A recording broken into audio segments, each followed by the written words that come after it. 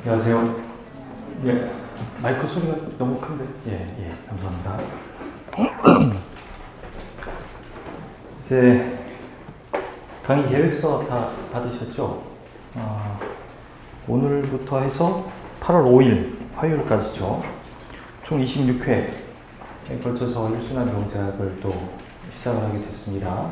작년보다 한 회차 늘어났고요. 그 회차 늘어난 건 국경.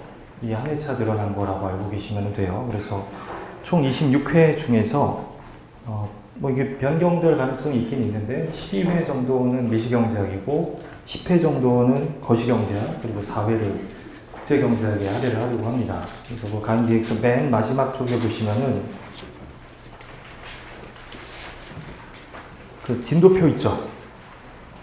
진도표 보시면은 1회부터 12회까지가 미시, 그리고 그 다음 10회가 또 거시, 그리고 마지막 4회가 국제경제학, 뭐 이렇게 구성된다고 알고 계시면 되고, 3일에 한 번씩 모의고사가 있습니다. 그래서 첫 회차 모의고사가 이번 주 목요일 날 진행이 돼요. 그래서 매주 월, 목 이렇게 모의고사가 진행된다고 생각하시면 되고, 그 매주 월, 목 모의고사 있는 날은 1시부터 모의고사 보시고, 1시간짜리 모의고사 보고, 뭐, 대략 한 2시 10분에서 2시 20분 정도에 수업을 시작하게 될 테니까, 그 시험 일정 좀 잘 확인을 하셔서 그날 모의고사에 또 늦는 일 없게끔 체크를 좀 해두셨으면 좋겠어요. 뭐, 그 정도고, 그리고 그 마지막 페이지 보시면 강의 계획서. 그 예비순환 강의에서 뭐 1순환 수업 듣기 위해 좀 필요한 복습, 내용을 발췌를 해서 제공을 해드리고 있으니까 이거 신청하셔서 아직 안 들으신 분들은 뭐 수업 들으면서 짬내서 들으셔도 되고 아니면은 주말에 몰아서 또 한번 리마인드 겸 들으셔도 괜찮을 것 같아요. 여러분들이 좀 어려워하는 파트를 선별을 해서 편집을 해서 제공을 하는 거니까 좀 잘 활용을 하셨으면 좋겠습니다. 그리고 이제 교재 간단하게 말씀을 드리면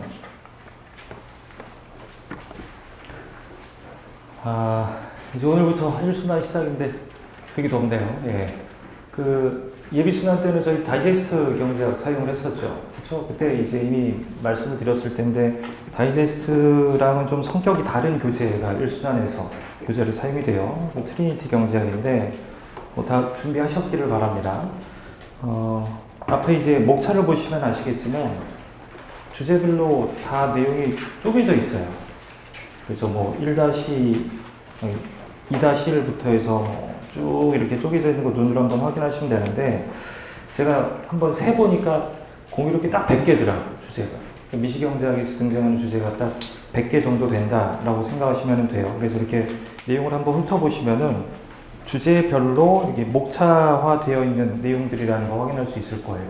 우리가 예비순환 때 사용했던 뭐 다이제스트 경제 같은 경우에는 목차로 구성된 내용이라기보다는 그냥 스토리텔링식으로 쭉 풀어나가는 그런 교재였는데 이제는 우리가 답안에 좀 현출을 하는 데 있어서 하나의 표본이 될 만한 그런 교재를 사용하게 되었다라고 일단 교재의 성격을 파악을 하시면 되고 각 주제별로 보시면 아시겠지만 각 주제별로 해당 주제와 관련된 대표적인 기출문제들이 맨 앞쪽에 위치해 있을 거예요.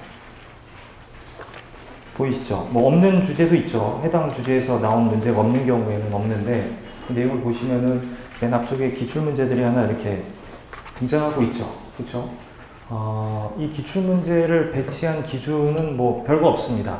풀어볼 만한 기출문제. 사실 어떤 주제와 관련된 기출문제가 그거 하나만 있는 건 아니겠지. 그게 다양하게 존재할 수 있을 거예요. 그래서 그 오른쪽에 보면 뭐 관련 기출 뭐 이렇게 써져 있는 경우도 있을 거란 말입니다. 그래서 해당 이 주제와 뭐 예를 들어서 29페이지 보시면은 3-2번 뭐 대등변 보상변화 대등변화 이렇게 나오죠. 그래서 이제 관련 대표 기출문제 있고 오른쪽에 이제 또 관련된 기출문제 이렇게 있으니까 공부하시면서 체크를 좀 해두시라는 이야기인데 그 대표 기출문제로 선정된 기출문제들은 일순환 시기에 풀기에 적합한 문제여서 선정한 경우도 있는데 좀 어렵다 하더라도 이 주제랑 관련된 되게 중요한 기출문제가 이거야 라는 것들은 수록을 해놨으니까 풀다가 좀 어려운 경우도 있을 거예요. 무슨 이야기 하고 싶냐, 적어도 일순환 수업을 따라가면서 우리 이 주제별로 배치되어 있는 대표 기출문제 있죠. 이것만큼은 풀고 넘어가자는 이야기예요. 근데 이제 중간중간에 이 대표 기출문제가 빠진 주제도 있기는 하지만 거의 한 80개에서 90개 정도 돼, 미시가. 그럼 이제 대표 기출문제만 하더라도 여러분들이 다 푼다고 했을 때 최소치로 잡아도 80개 정도란 말이에요. 그리고 이제 나눠드린 정선 문제집이 있죠. 오늘 제본집이 2개인가? 3개 나갔나요? 3개? 예, 3개 중에 그 정선 문제집이 있을 거예요. 이거는 우리 2순환 때 교재로 사용하는 연습책에서 1순환 때 그래도 이 정도는 풀고 넘어가는 게 좋겠다 싶은 문제들을 좀 난도 위주로 선별을 해둔 거예요. 그러니까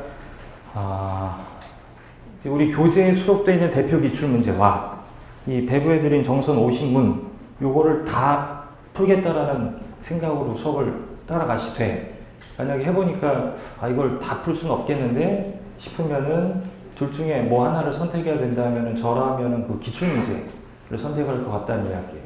그러니까 기출 문제를 알아야 내가 어떤 문제를 풀어서 합격을 해야 되는지를 알 거 아닙니까? 그렇죠? 그래서 우선순위를 따진다면은 우리 트리니티에 수록되어 있는 대표 기출 문제라는 거고 그 대표 기출 문제의 해설은 별책으로 있으니까 풀면서 또 확인을 해보시기 바랍니다. 근데 이제 뭐 본격적으로 문제풀이를 아직 하지 않은 학생들이 많이 있을 거란 말이에요. 그런 학생들은 이 기출 문제를 풀든 정선을 풀든 이 풀기가 너무 버거운 그런 경우들이 있을 거란 말이에요. 그럼 이제 풀리지도 않는 문제를 뭐 30분이고 1시간이고 3시간이고 붙들고 앉아 있을 수는 없으니까 좀 고민해보고 찾아보고 생각해 보다가도 너무 안 풀린다 싶으면은 해설을 보고 이렇게 푸는구나 라고 생각하고 도움을 좀 받아가면서 풀어 나가는 것도 필요하다는 이야기예요. 뭔 뜻이냐면은 지금은 여러분들이 한 문제 한 문제를 여러분들 스스로의 능력으로 풀 생각을 하지 말고 최대한 다양한 형태의 문제들을 접해보는 게 중요하다는 이야기예요. 사실 따지고 보면 여러분들 스스로의 능력으로 풀 수 있는 문제가 지금 많지는 않을 거야. 그리고 그게 나쁘다는 건 아닌데 지금은 되도록이면 똑같은 시간 안에 다양한 문제들을 눈에 익혀두고 머리에 발라두는 그런 시간이 되어야 할 필요성이 있으니까 그렇게 좀 시간을 효율적으로 활용을 하셨으면 좋겠다는 이야기. 오케이. 그래서 우리 교재에 수록되어 있는 대표 기출 문제 그리고 정선 대강 이제 51번까지 있을 거예요. 근데 이제 그냥 50문이라고 해드렸는데 이 수업 나가다가 뭐 이거랑 관련된 문제가 정선 몇 번에 있습니다 이렇게 불러드릴 테니까 책에다가 체크를 해두시고 복습할 때 그 문제를 풀어보시기 바랍니다. 좀 잔소리를 좀 해야 될 첫날이니까. 가장 많이 듣는 이야기가 뭐냐면은 복습을 어떻게 해야 되느냐, 복습을 어떤 식으로 해야 되나요? 뭐 이제 이런 이야기거든요. 방법은 여러 가지가 있죠. 하나는 수업 시간에 배운 거, 우리 트리니티잖아요, 교재잖아요. 그것만 그냥 읽어보는 거예요. 이게 말이 그냥 한번 읽어보는 거라고 표현을 해서 그렇지 읽는데 시간이 되게 오래 걸릴 수도 있어. 왜냐면 중간중간 이해 안 되는 지점들이 막 생겨나니까 이게 뭐였지? 아까 이게 뭐였지? 이런 생각을 하다 보면은 시간이 오래 걸릴 수 있다는 거예요. 그런 식으로 복습을 해야 되는 분이 있을 거예요. 아직 기본 이론이나 모형의 이 습득이 잘 안 돼 있는 분들은.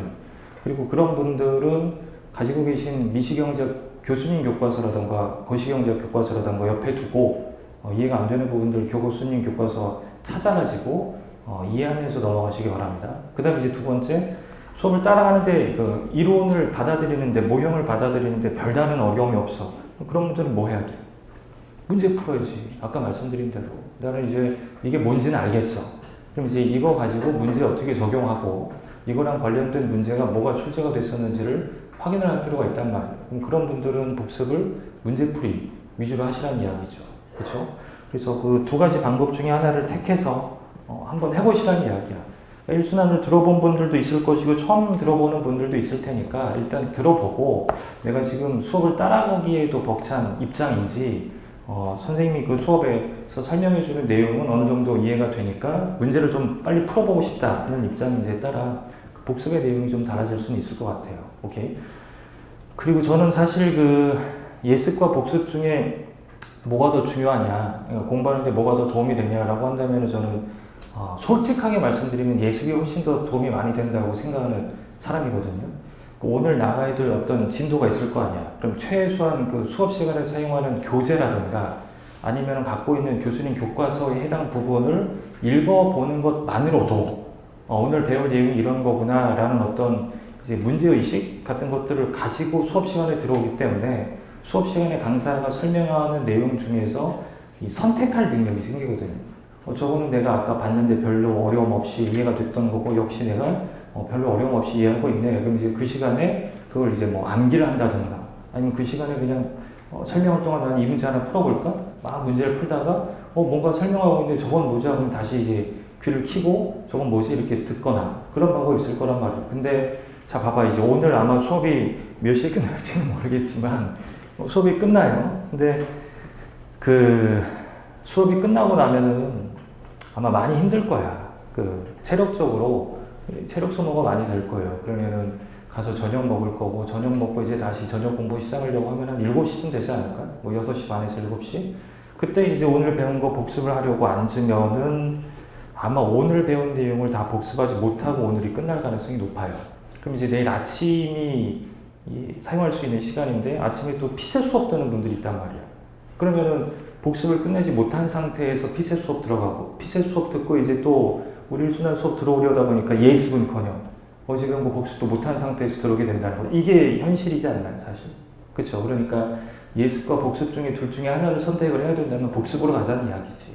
대신 이제 예습 없이 여러분들께서 수업을 들어오게 되니까 이 수업을 따라가기가 버거울 수도 있을 거란 이야기예요. 근데 이제 최대한 집중을 해서 수업을 좀 따라가시라는 이야기고 아까 말씀드린 대로 예를 들어서 이제 수업은 뭐 오늘 3-4까지 나갔어. 그래서 집에 가고 막 복습을 하다 보니까 뭐 2-5까지 나갔어. 그리고서는 이제 뭐 3-1, 3-2, 3-3, 3-4 복습을 못한 상태야. 그럼 이제 그 다음날 수업에 들어가잖아요. 그럼 이제 그 다음날 수업은 뭐 3-5, 6, 7 이렇게 쭉 나가는데 어제 배운 거에 이어서 내가 복습을 하려면 3-1번부터 해야 되잖아. 이러다 보면은 시간이 흐를수록 내가 복습하는 지점하고 수업 진도가 괴리가 생겨. 그래서 어떤 일이 생기냐면 우리가 거시 중반부쯤 들어가 있는데 복습을 미시 후반부를 하고 있는 그런 일이 생긴다는 거지. 그럼 이제 수업은 수업대로 듣고 가서 복습을 하려고 보니까 그 배운 내용이 머릿속에서 이미 희미해져 있는 시간이 벌써 흘러버렸으니까 그런 일이 생긴다고요. 그러면은 복습은 복습대로 잘 안 되고 이 수업 따라가는 건 또 수업 따라가는 거대로 복습이 또 안 된단 말이지. 그러니까 무슨 이야기냐? 과감하게 자르고 수업을 따라가면서 복습하시라는 이야기예요. 선생님 그러면은 뭐 예를 들어서 오늘 10개를 배웠는데 그 중에 앞에 6개만 복습을 하고 뒤에 3-4개 복습을 못했습니다.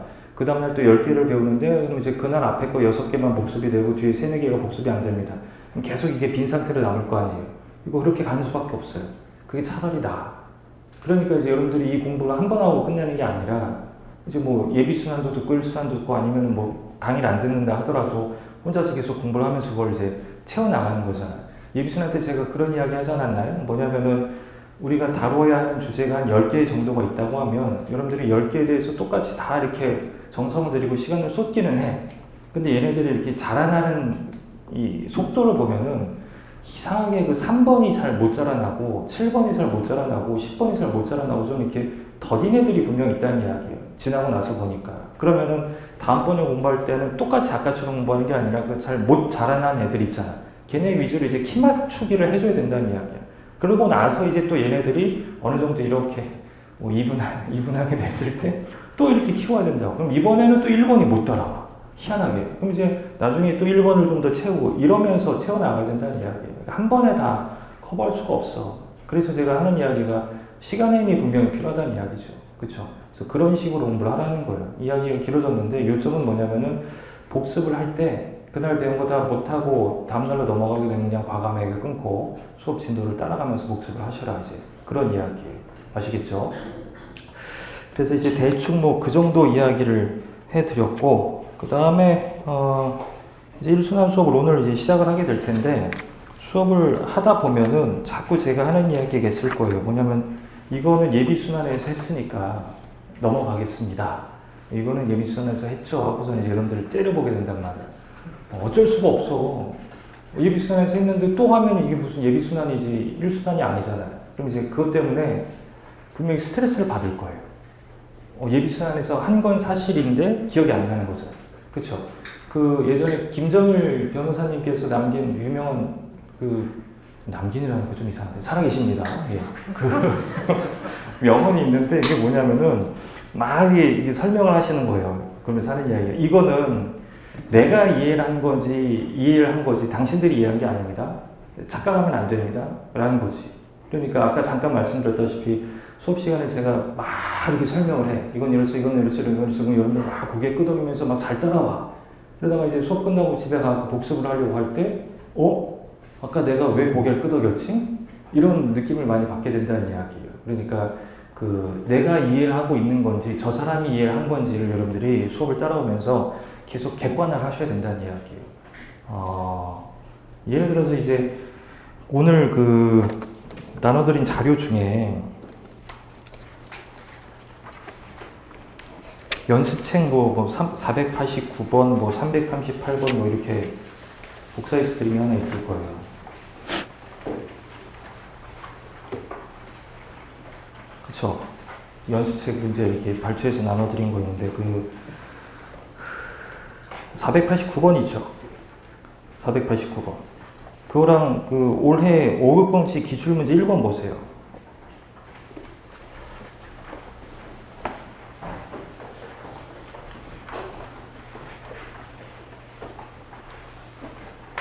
올해 5급 공책 1문.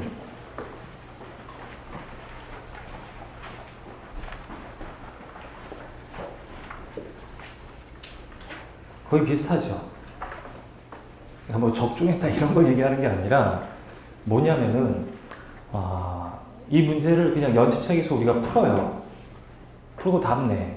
맞춰봐. 맞았네?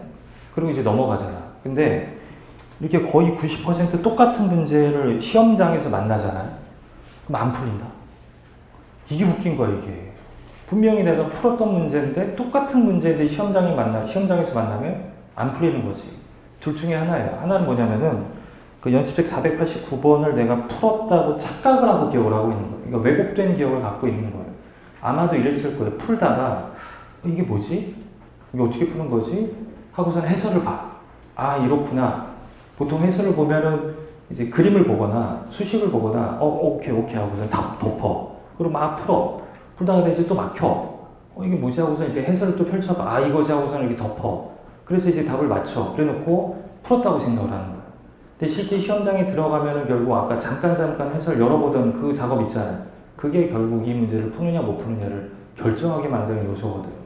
그러니까 못 푸는 거야. 그러니까 나는 풀었다고 생각을 하는데 사실 풀었던 게 아니었고 나는 이 문제를 풀 능력이 아직까지도 없었던 거지. 그래서 틀리는 경우가 있어요. 그 다음에 또 하나는 뭐냐면은 분명히 내 힘으로 풀었어. 예전에는. 근데 이 문제를 시험장에서 만나잖아요. 그럼 연습책에서 만났을 때는 그냥 500문제 중에 하나야. 근데 시험장에서 만나면은 이 문제를 푸느냐 못 푸느냐가 나의 당락에 영향을 미칠 수도 있는 되게 중요하고 소중한 문제야. 그러니까 지나친 신중함이 생겨요. 그러니까 사실 5급 공채 1문은요, 빨리 풀어 제끼고 다음 문제로 넘어가야 되는 그런 문제거든요. 그냥 냉정하게 말씀드리면 교수님께서 굉장히 신사적으로 문제를 출제하신 거예요. 1문에 쉬운 문제를 하나 던져주신 거란 말이지. 그러니까 이거 빨리 풀고 워밍업하고 머리 풀어. 뒤쪽에 좀 생각해야 되는 문제들이 기다리고 있으니까 이렇게 내신 거거든. 근데 이제 이 문제를 봐. 이렇게 네 문제가 출제가 됐잖아. 문제를 보면 이렇게 보니까 3번하고 4번은 만만치가 않은데 그럼 내가 일단 1번하고 2번을 정확히 풀어야 돼 라는 생각으로 접근을 하잖아. 근데 그게 틀린 접근은 아니야. 근데 문제는 뭐냐면 그러다 보니까 1번과 2번에 너무 많은 그러니까 지나친 정성을 쏟게 된다는 이야기지. 이 네 문제를 2시간 동안 풀어야 되거든요. 근데 1문은 한 20분이면 풀어내야 되는 문제예요. 1문은. 그리고 2문도 한 20분이면 풀어내야 되는 문제라고. 그리고 나머지 3문, 4문을 1시간 넘는 시간을 투자해야 되는 그런 문제였단 말이죠. 그러니까 실제로 이제 여러분들이 문제를 풀 때 아까는 뭐라고 말씀드렸냐, 스스로 풀기가 어려우면은 해설에 의지해서라도 최대한 많은 유형의 문제를 풀어봐라 라고 말씀을 드렸잖아요. 근데 높으시면 말씀드리는데 그렇게 풀었던 문제는 그렇게 풀었다는 체크를 해두셔야 돼요. 안 그러면 나중에 이거 예전에 풀었던 문제잖아. 이게 넘어간다? 그럼 이걸 영영 풀 기회가 안 생겨요. 풀었던 문제라고 착각을 하니까. 그러니까 문제를 풀 때 이거 내가 온전히 내 힘으로 푼 문제인지 아니면은 해설에 의존해서 풀었던 문제인지를 체크를 해주셔야 된다는 거예요. 또는 풀었는데 내 힘으로 풀긴 풀었는데 틀렸었어.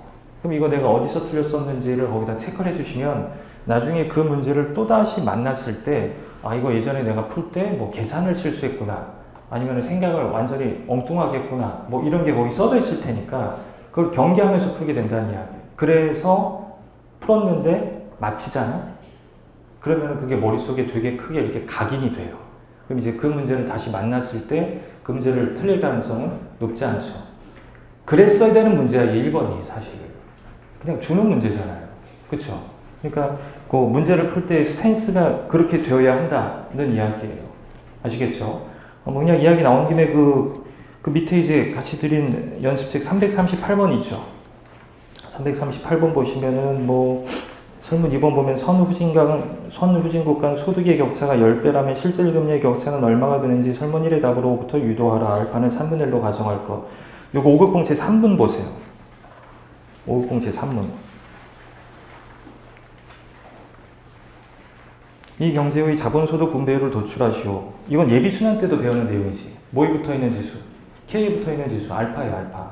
그쵸? 근데 알파가 얼마라고 하고 3분의 1이라고 하고 어쩌고저쩌고 2번, 3번 나오고 있잖아요. 그쵸? 실질이자의 격차, 1인당 소득의 격차. 이것도 학생들이 한 번쯤은 풀어봤었던 문제라는 거지. 그쵸? 뭐 요런 게 이제 연습책이 있었다는 이야기고, 그 다음에 이제 4문 보세요, 4문. 5급 봉제 4문 보시면은, 뭐 개방경제고 변동환율 제도래. 기업이 90억 달러의 상품을 수출하고 수출 대금을 전에 원화로 환전받아왔다. 가게가 원화를 달러화로 환전하여 20억 달러의 해외 주식을 매입했다. 가게가 10억 달러의 해외 배당 수익이 발생하여 전액 원화로 환전하였다. 가게는 현금을 보유하지 않으며 모두 은행에 이체한다. 민간은행들은 이 과정에서 외화자산 보유량을 변동시키지 않으며 지급준비율을 10%로 유지하려고 한다. 현물 환율은 달러당 1,400원이다. 기업이 90억 달러를 받아왔죠. 그리고 그 두 줄 내려가면 가게가 10억 달러를 받아왔죠. 이제 이 90억 달러랑 10억 달러 더하면 100억 달러죠. 이거 들고 민간은행에 가서 원화로 바꿔주쇼라고 하는 거잖아. 그럼 이제 민간은행은 자기 금고에 얼마가 쌓이는 거예요? 100억 달러가 쌓이는 거죠. 한편으로는 그 세 번째 줄 보면은 가게가 원화를 달러로 환전한 20억 달러의 해외 주식을 매입했다. 그러니까 민간은행에 가서 원화 얼마 주면서 20억 달러 달라고 하는 것 아닙니까? 그럼 결국 민간은행의 금고에는 몇 억 달러가 쌓이게 되는 거예요? 80억 달러가 쌓이게 되는 거잖아요. 이게 이제 다섯 번째 줄, 여섯 번째 줄 보면 민간은행들은 이 과정에서 외화자산 보유량을 변동시키지 않으며 라고 돼 있잖아. 가만히 놔두면은 자기 외화자산이 얼마가 늘어나? 80억 달러가 늘어나니까 그걸 원치 않는다는 이야기잖아. 그럼 그걸 들고 누구를 찾아가느냐 하면은 중앙은행에 찾아가는 거죠. 내가 80억 달러의 달러를 줄 테니까 뭐로 바꿔다오? 원화로 바꿔다오. 그럼 이제 밑에 중앙은행의 대차대조표 보시면 중앙은행의 외화자산이 얼마 늘어날까요? 80억 달러가 늘어날 거라고. 그럼 이제 80억 달러를 바꾸고 뭐로 바꿔주는 거야? 원화로 바꿔주는 거죠. 본원통화가 얼마가 늘어나는 거예요? 80억 달러 곱하기 1,400원만큼의 본원통화가 늘어나게 되는 거잖아요. 그럼 이제 통화량은 얼마가 늘어날까? 본원통화량이 뭐 곱해야 돼? 화폐승수 곱해야 되죠. 근데 그 화폐승수에 관한 정보가 그 박스 안에 들어가 있잖아요. 지급준비율이 얼마래? 10%래죠. 비은행 민간의 현금 보유비율이 얼마래? 0이래잖아. 이거 가지고 화폐승수에서 통화량이 얼마 늘어나는지도 생각할 수 있을 거란 말입니다. 오케이? 근데 이런 거 가지고 접근하는 문제가 나온 거예요. 그래서 그 나눠드린 연습생 문제 35번 보시면은 35번. 여기서 이제 그 세 번째 줄 보면 일국의 경상수지와 대외 순자산의 관계를 바탕으로라고 되어 있죠. 그러니까 힌트가 뭐예요? 경상수지가 흑자면은 일국의 대외 순자산이 어떻게 된다? 증가한다는 이야기야. 그리고 이 대외 순자산이 증가하는 게 결국 이 문제에서는 중앙은행의 대차대조표상 차변의 증가로 연결이 된 거잖아요. 왼쪽. 그리고 대차 균형의 원리 예비순환에서도 배웠어요. 따라서 오른쪽 변, 대변에 뭐가 늘어나는 거예요? 본원 통화량이 늘어나는 거잖아요. 그럼 결국 뭐가 늘어나? 통화량이 늘어나는 거죠. 그러니까 일국이 이렇게 경상수지 흑자를 기록하게 되면 그 나라 통화량이 어떻게 되는 압력? 증가하는 압력이 생기고 이 통화량이 증가하면 결국 그 나라 물가가 어떻게 돼? 상승하는 압력이 생길 테니까 그러기 싫을 거 아닙니까? 그럼 늘어나는 통화량을 다시 빨아들이려고 하겠죠. 국경 공부하신 분들 예비순환 때 이거 뭐라고 배웠어요? 불태화 정책이라고 배웠잖아요. 그렇죠? 뭐 그거 물어보는 문제가 나온 거예요. 설문 2번 보시면 통화량 변화를 원치 않는다. 그렇게 나오잖아요. 그쵸? 이 불태화에 관한 이야기가 나왔다고. 그러니까 이거는 이제 우리 연습책 수록해드린 그 35번이랑 비슷한 문제였다는 거지. 그쵸? 그 다음에, 자, 나눠드린 기출문제 보시면은 계속해서, 그 외교원 문제 볼까요? 외교원? 외교원 2문 보시면은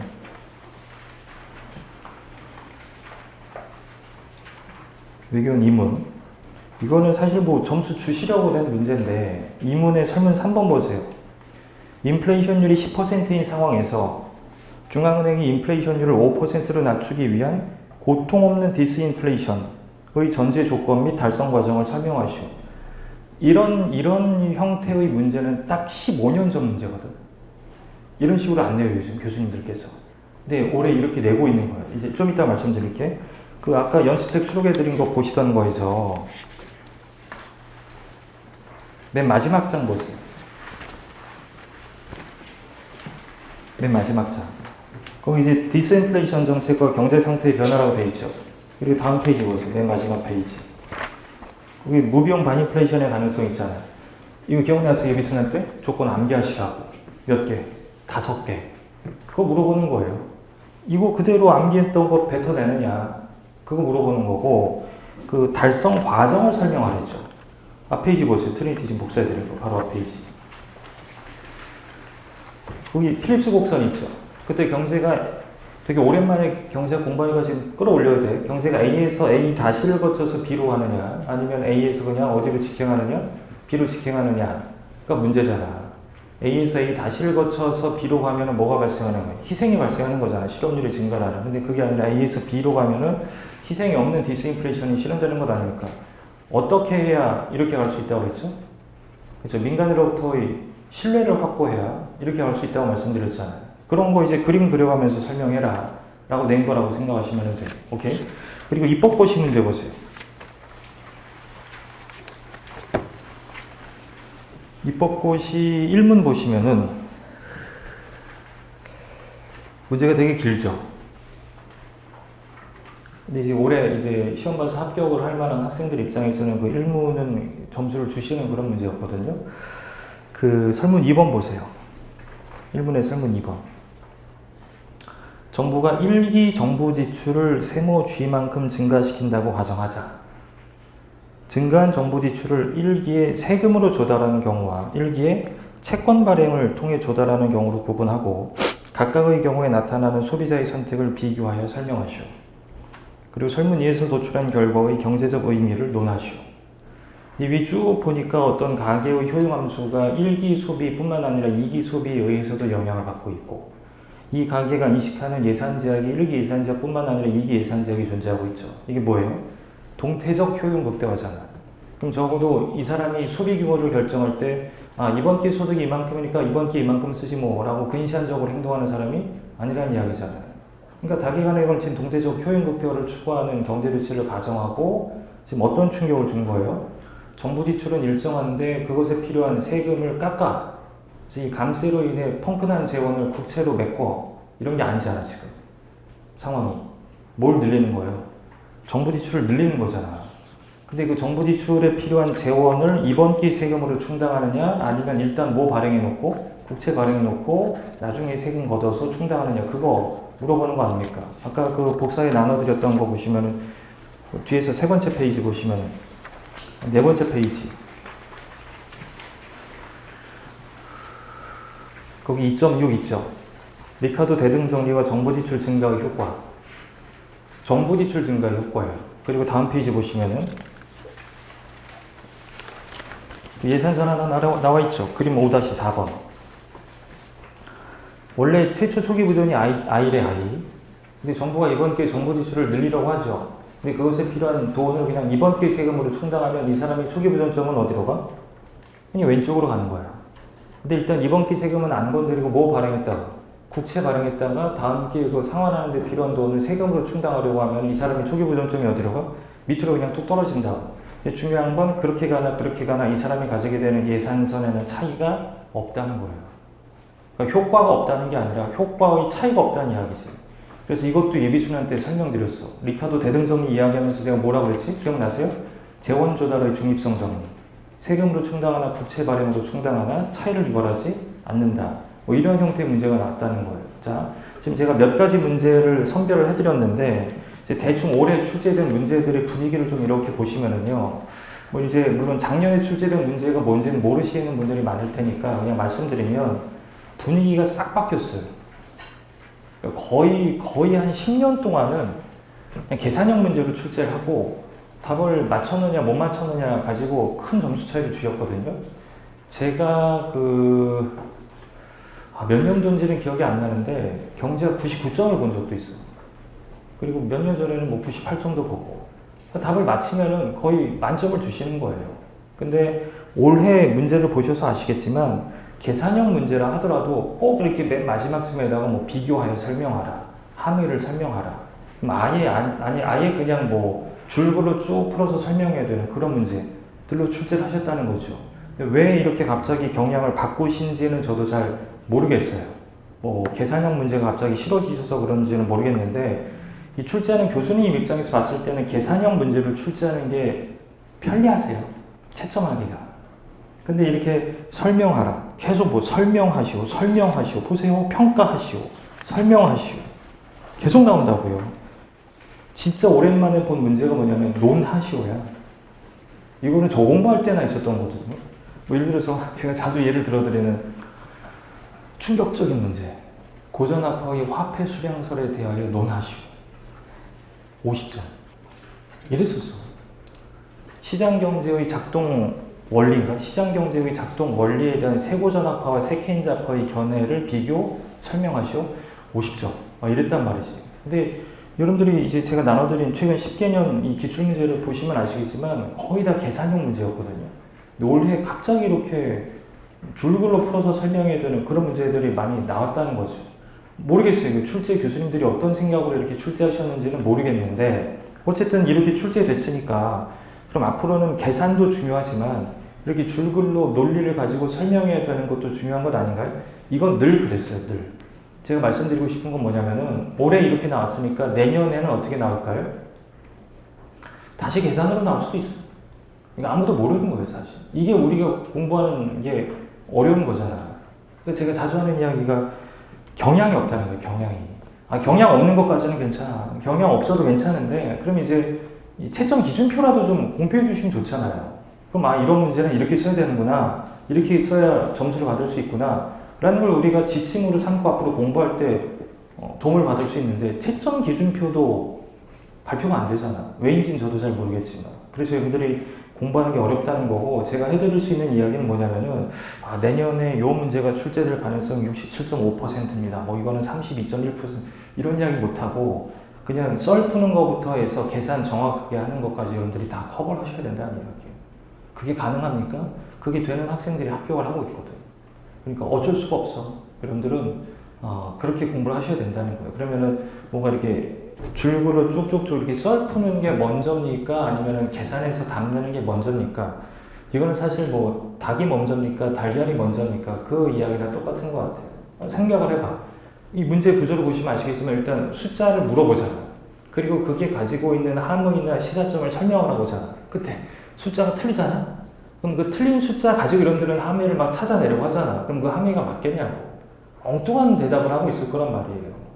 그렇죠? 그래서 굳이 이제 이 그러니까 계산해서 답을 정확하게 맞추는 거랑 줄글로 함의라든가 시사점을 설명하는 거 중에 뭐가 좀 더 선결되어야 하는 겁니까? 그러면 저는 이제 정확히 맞추는 거. 그래야 그거 가지고 함의를 설명할 수 있을 때 틀린 답 가지고 함의도 틀리겠지. 아시겠죠? 그럼 이제 앞으로 공부할 때 여러분들이 또 문제 보고 답 내고 문제 보고 답 내고 맞춰보고 맞았어 넘어가고 이렇게 공부할까봐 이제 겁이 나는 거예요. 근데 이렇게 가자고. 이제 일단은 여러분들은 문제를 풀어서 답을 정확히 맞히는 게 우선이다. 그리고 그 답을 맞췄다 하더라도 그냥 넘어가지 말고 이 과정이 품고 있는 경제학적인 함의가 무엇인지를 좀 생각을 하자라는 거예요. 예를 들어서 제일 쉬운 문제니까 올해 5급 공채 1문 보세요. 이건 뭐 지금도 그냥 바로 풀 수 있을걸? 올해 5급 공채 1문 보시면은 기업의 단기 수입은 고용된 노동자 100명의 노력에 의해 결정된다. 모든 노동자의 노력이 동일하다는 가정하에 기업의 단기 수입은 그거이다. 여기서 소문자 2는 한 노동자의 노력 수준이고 그 노동자의 단위당 노력 비용은 1이다. 노동자는 기업으로부터 받는 임금에서 노력 비용을 제외한 순임금을 극대화하기 위한 노력 수준을 선택한다. 행동 원리가 나온 거죠. 그렇죠? 자, 기업은 임금 결정에 대한 다음의 두 시나리오를 고려하고 있다. 시나리오 1. 그 노동자가 기울이는 노력 수준이 1 이상이면은 임금을 얼마로 준대? 2로 준대. 근데 뭐 1 미만이겠죠? 임금을 얼마를 주겠다는 거예요? 0을 주겠다는 이야기예요. 자, 시나리오 1만 좀 보자고. 시나리오 1에서 기업의 이윤을 구하시오. 설문 1번 있죠. 문제 구조를 좀 잘 파악을 하세요. 노동자가 뭘 결정하면, 노력 수준 소문자 2를 결정하면 그로 인해 이 기업의 수입이 결정이 되는 거잖아. 그리고 그 수입에서 이 노동자들에게 지급한 뭘 빼고 임금을 빼고 나 나머지가 이 기업의 획득하는 뭐가 되는 거예요? 이윤이 되는 것 아닙니까? 그러니까 일단 노동자의 선택이 어떨지를 우리가 알아야 된다는 거죠. 그렇죠? 근데 이제 시나리오 1에서 노동자의 선택이 어떨지를 생각을 해보자고. 노동자의 목적 함수는 우리가 찾아냈죠. 그렇죠? 순임금이라고 되어 있는데 그냥 그걸 효용이라고 한번 해볼게. 효용이 뭐가 되는 거예요? 지급받는 임금에서 뭘 빼는 거예요? 노력비용을 빼는 거잖아요. 노력비용은 노력 단위당 1이라고 나와 있으니까 이게 뭐 되기를 원하는 거예요? 극대화되기를 원하는 거고 이걸 극대화하면 뭘 찾는 거예요? 이걸 찾는 거지. 왜냐면은 얘는 이제 뒤에서 주어질 테니까. 시나리오 1로 주어질 테니까. 아시겠죠? 제가 그 예비순환 때도 말씀드렸지. 그 어떤 경제학 문제를 풀 때는 세 가지 요소가 분명히 동원이 될 것이다. 줄글 그림 수식. 지금 이게 수식이잖아. 이거 갖고 해결이 안 돼요. 여러분들을 무시하는 게 아니라 해결할 수도 있어. 근데 이거를 해결하는 훨씬 더 수월한 방법이 뭘 것 같아? 그림 그리는 거예요. 그림. 서브젝트 2 이하에 있는 게 무슨 선이야? 제약선이잖아, 제약선. 이 노동자가 직면하고 있는, 아, 내가 이런 임금을 받겠구나, 라는 거잖아요. 그럼 이제, 이렇게 가는 거죠, 이렇게. 자, 내가 얼마나 많은 노력을 기울이냐가 여기 등장하는 거고, 내가 얼마나 많은 임금을 지급받느냐가 여기 등장하는 건데, 시나리오 1에서 그려지는 그림은 어떨까요? 내가 기울이는 노력이 뭐 이하일 때까지는요? 뭐 미만일 때까지는? 1 미만일 때까지는 내가 지급받는 임금이 얼마래? 0이래 0. 이렇게. 근데 내가 기울이는 노력 수준이 얼마를 넘어가게 되면 1 이상이면 내가 지급받는 임금이 얼마로 일정하대? 2로 일정화되죠. 그러니까 이게 이 노동자가 직면하는 뭐예요? 일종의 제약이 되는 거잖아요. 또는 기회궤적이 되는 거잖아요. 우리 옛날 배우는 게 이거잖아요. 이거 X, Y 평면에서 내가 가지고 있는 뭐가 한정되어 있기 때문에 소득이 한정되어 있기 때문에 뭐 하나를 더 구입하려면 뭐 하나를 덜 구입해야 된다. 이런 예산선이잖아. 그리고 이 상황에서 만약에 얘랑 얘가 재활하면은 난 이쪽으로 가고 싶을 거고 무차별 곡선이 이렇게 생겼다면 이 무차별 곡선을 가장 바깥쪽으로 밀어내 여기를 원한다. 뭐 이런 거잖아요. 그럼 여기도 이제 한번 생각을 해봐요. 이 사람의 효용함수가 이렇게 주어졌다는 건요. 이게 필요한 내용인지는 모르겠는데 오랜만이니까 볼게. 얘는 많을수록 좋은 뭐예요? 재화지. 얘는 많을수록 실은 비재화잖아요. 그러니까 이 사람이 원하는 건 노력은 덜 하면서 임금은 많이 받는 거예요. 그리고 그걸 이 그림에 나타내면 효용의 증가 방향이 어느 방향이라는 거예요? 이 방향이라는 거죠. 그런 것까지 캐치를 했어. 그 다음에 이 효용이 일정하게 유지되는 궤적을 우리가 뭐라고 이야기하지? 무차별 곡선이라고 이야기하잖아요. 그러니까 이 평면에다가 이 사람의 효용이 일정하게 유지되는 궤적인 무차별 곡선을 그리고 싶어. 근데 수직축에 뭐가 있으니까?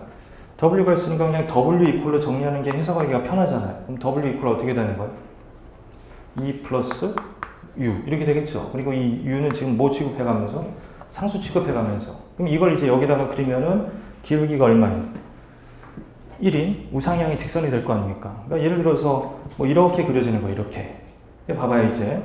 이렇게 그려지는 무차별 곡선을 최대한 북서쪽으로 밀어내는 게 목적이잖아요. 이게 하나하나 이렇게 쌓아 나가야 된다고. 근데 선생님 아까 이거 20분 안에 풀라면서요. 이렇게 풀면 안 돼요 시험장에서. 수수서 풀어야 되겠지. 근데 우리는 이제 그 수준은 아니니까 아직 보자는 이야기예요. 그러면은 자, 무차별 곡선의 기울기가 1이죠. 그러니까 요점을 지나는 무차별 곡선이 만약에 있다면 걔는 1,1을 지날 수밖에 없잖아요. 기울기가 1이니까. 그러니까 요점을 지나는 무차별 곡선은 이렇게 지날 거예요. 그럼 요점을 지나는 무차별 곡선은 이렇게 지나겠지. 뭔 얘기인지 아시겠어요? 이게 뭐 IC, 제로고 이게 IC, 1이라고 하면 그럼 결국 이 사람은 여기서 누리는 효용하고 여기서 누리는 효용을 비교하게 될 거란 말입니다. 일단 그려놓고 봐봐. 그려놓고 IC1보다도 더 북서쪽으로 밀어낼 수는 이제 없죠. 그러니까 저게 효용을 극대화하는 상태라고 생각을 하시면 돼. 그러니까 이게 답이야. 이게 여기 선택한다. 이렇게 아시겠죠? 근데 이건 아주 그냥 지극히 그냥 기계적으로 접근을 하는 건데 원리적으로 좀 생각을 해볼게요. 여기서는 어떤 특징이 있느냐 하면요. 여기. 저기서는 어떤 특징이 있느냐 하면 내가 이 노력을 더 기울인다 하더라도 임금이 오르질 않아. 그럼 뭐하러 노력을 기울이냐고요. 그러니까 이 구간에서는 이 사람 입장에서 효용을 극대화하는 방법이 뭐예요? 노력을 전혀 안 하고 임금 안 받는 거예요. 그러니까 사실 여러분들이 이 문제를 풀 때 선택지가 두 개야. 여기랑 여길 거예요. 왜냐면 여기를 봐봐. 또 여기를. 두 번째 여기를 봐봐. 여기서는 내가 노력을 더 기울인다고 하더라도 임금이 더 이상 상승하지 않잖아요. 그럼 뭐하러 노력을 기울이냐 이거예요. 노력은 나에게 제어니까 비제어니까. 비제어니까. 아시겠죠? 그러니까 결국 이 문제도 이 점에서 누리는 효용하고 이 점에서 누리는 효용을 또는 여기서 이제 순임금이겠지? 이걸 비교해서 뭐가 더 큰지를 찾아내는 그런 문제였다고 생각하시면 된다고요. 오케이? 시나리오 2를 보시면은요.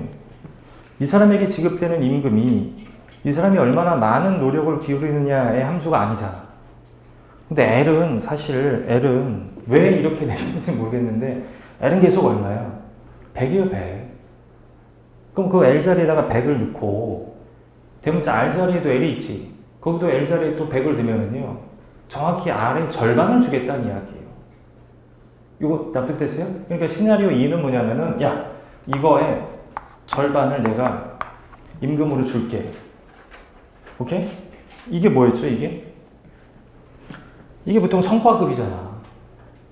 현장에서 이런 것까지 썼을지는 제가 잘 모르겠는데요. 시나리오 1은 야, 나는 네가 얼마나 많은 노력을 기울이는지 관찰하고 있어. 상황이에요. 시나리오 1을 잘 보라고. 네가 노력을 이 정도 기울이면 이만큼 주고 저 정도 기울이면 저만큼 줄 거야 라는 거니까 이 근로자가 얼마나 많은 노력을 기울이는지를 관찰할 수 있는 상황이야. 근데 이제 시나리오 2는 네가 얼마나 많은 노력을 기울이는지를 몰라서인지 그거 상관없이 그냥 뭐의 절반을 주겠다는 거예요. 총수입의 절반을 주겠다는 이야기잖아요. 그래서 굳이 이야기하면 시나리오 1이 예비신학 때 배웠죠? 네가 이런 행동을 하면 이만큼 주고 저런 행동을 하면 저만큼 줄 거야 라는 행동 의존적 보수 구조가 되는 거고 시나리오 2는 나는 네가 어떤 행동을 했는지 잘 몰라. 근데 네가 어떤 행동을 했는지랑 밀접한 관련을 가지면서 함께 움직이는 애가 있거든? 대리변주로서 그게 내가 보기에는 수입이야. 그거에 연동해서 줄게. 그럼 뭐가 되는 거예요? 성과 의존적 보수 구조가 된다는 이야기지. 그쵸? 그럼 결국 이제 이 시나리오 2도 이 사람이 직면하는 저 제약선을 여러분들께서 하나 그릴 수 있을 거란 말입니다. 뭐 이렇게 그려지겠지, 이렇게. 뭐 이거를 E라고 하고 이거를 W라고 하면은 뭐 이렇게 그려질 거예요, 제약선이. 근로자 입장에서. 근데 이 사람의 무차별 곡선은 저렇게 생겨먹었잖아. 기울기가 얼마짜리? 1짜리. 이거 최대한 북서쪽으로 밀어내는 점 찾아내면 돼. 그럼 여러분들은 해야 될 일이 뭐예요? 얘의 접선의 기울기가 얼마가 되는 점? 1이 되는 점 찾는 거지. 그래서 이거 찾아내는 거, 이거. 그리고 그때 이윤 계산해내는 거고. 아시겠죠? 그리고 나서 이제 설문 3번 가보시면은 이번에는 기업이 W=2로 임금을 설정할 수 있는 상황이래잖아요. 그쵸? 이 경우 이윤을 극대화하기 위해 요구되는 노력 수준과 그 이윤을 계산하고 시나리오 1과 2를 비교하여 설명하시오. 이건 이제 뒤쪽에 가서 풀어드릴게요. 이 W=2 있죠? 이거를 이 기업의 이윤 함수 자리에 넣어갖고 이 기업의 이윤이 극대화되는 일을 찾아내시면 되는 거예요. 어쨌든 뭐 이런 식의 문제가 나왔다는 거예요. 이런 식으로. 근데 그 문제들을 보시면 아시겠지만 계속 뭐 의미를 설명하시오, 뭐 이유를 논하시오 이런 게 딸려 있잖아. 옛날 같으면 이런 게 별로 없었거든요. 그냥 답내고 끝내는 문제들이 많았거든요. 그쵸? 그냥 하나만 짚고 넘어갈게. 이런 보수 구조가 가지는 한계가 뭐냐 하면은요, 아까 말씀드렸어. 이 구간에서는 이 근로자가 추가적인 노력을 기울인다 하더라도 그에 따른 보상이 있어 없어? 없다는 거지. 그러니까 여기로부터 더 이상의 노력을 기울이지 않는 현상이 발생한다. 그런 것들을 설명해 주시면 된다는 이야기. 오케이. 그래서 올해 이제 요약을 하면 기출 문제가 작년까지와의 분위기랑 좀 많이 달라졌다. 근데 이제 완전히 뭐 계산형 문제에서 완전히 썰 푸는 문제로 바뀐 건 아니고 기존에 비해서 이 썰 풀어야 되는 비중이 굉장히 많이 높아졌다. 그러니까 앞으로 공부할 때 지금 보시면 아시겠지만 미시도 계속 이렇게 설명을 하고 논하라고 나오고 있으니까 그걸 신경 써가면서 공부를 하라는 이야기예요. 아시겠죠? 예.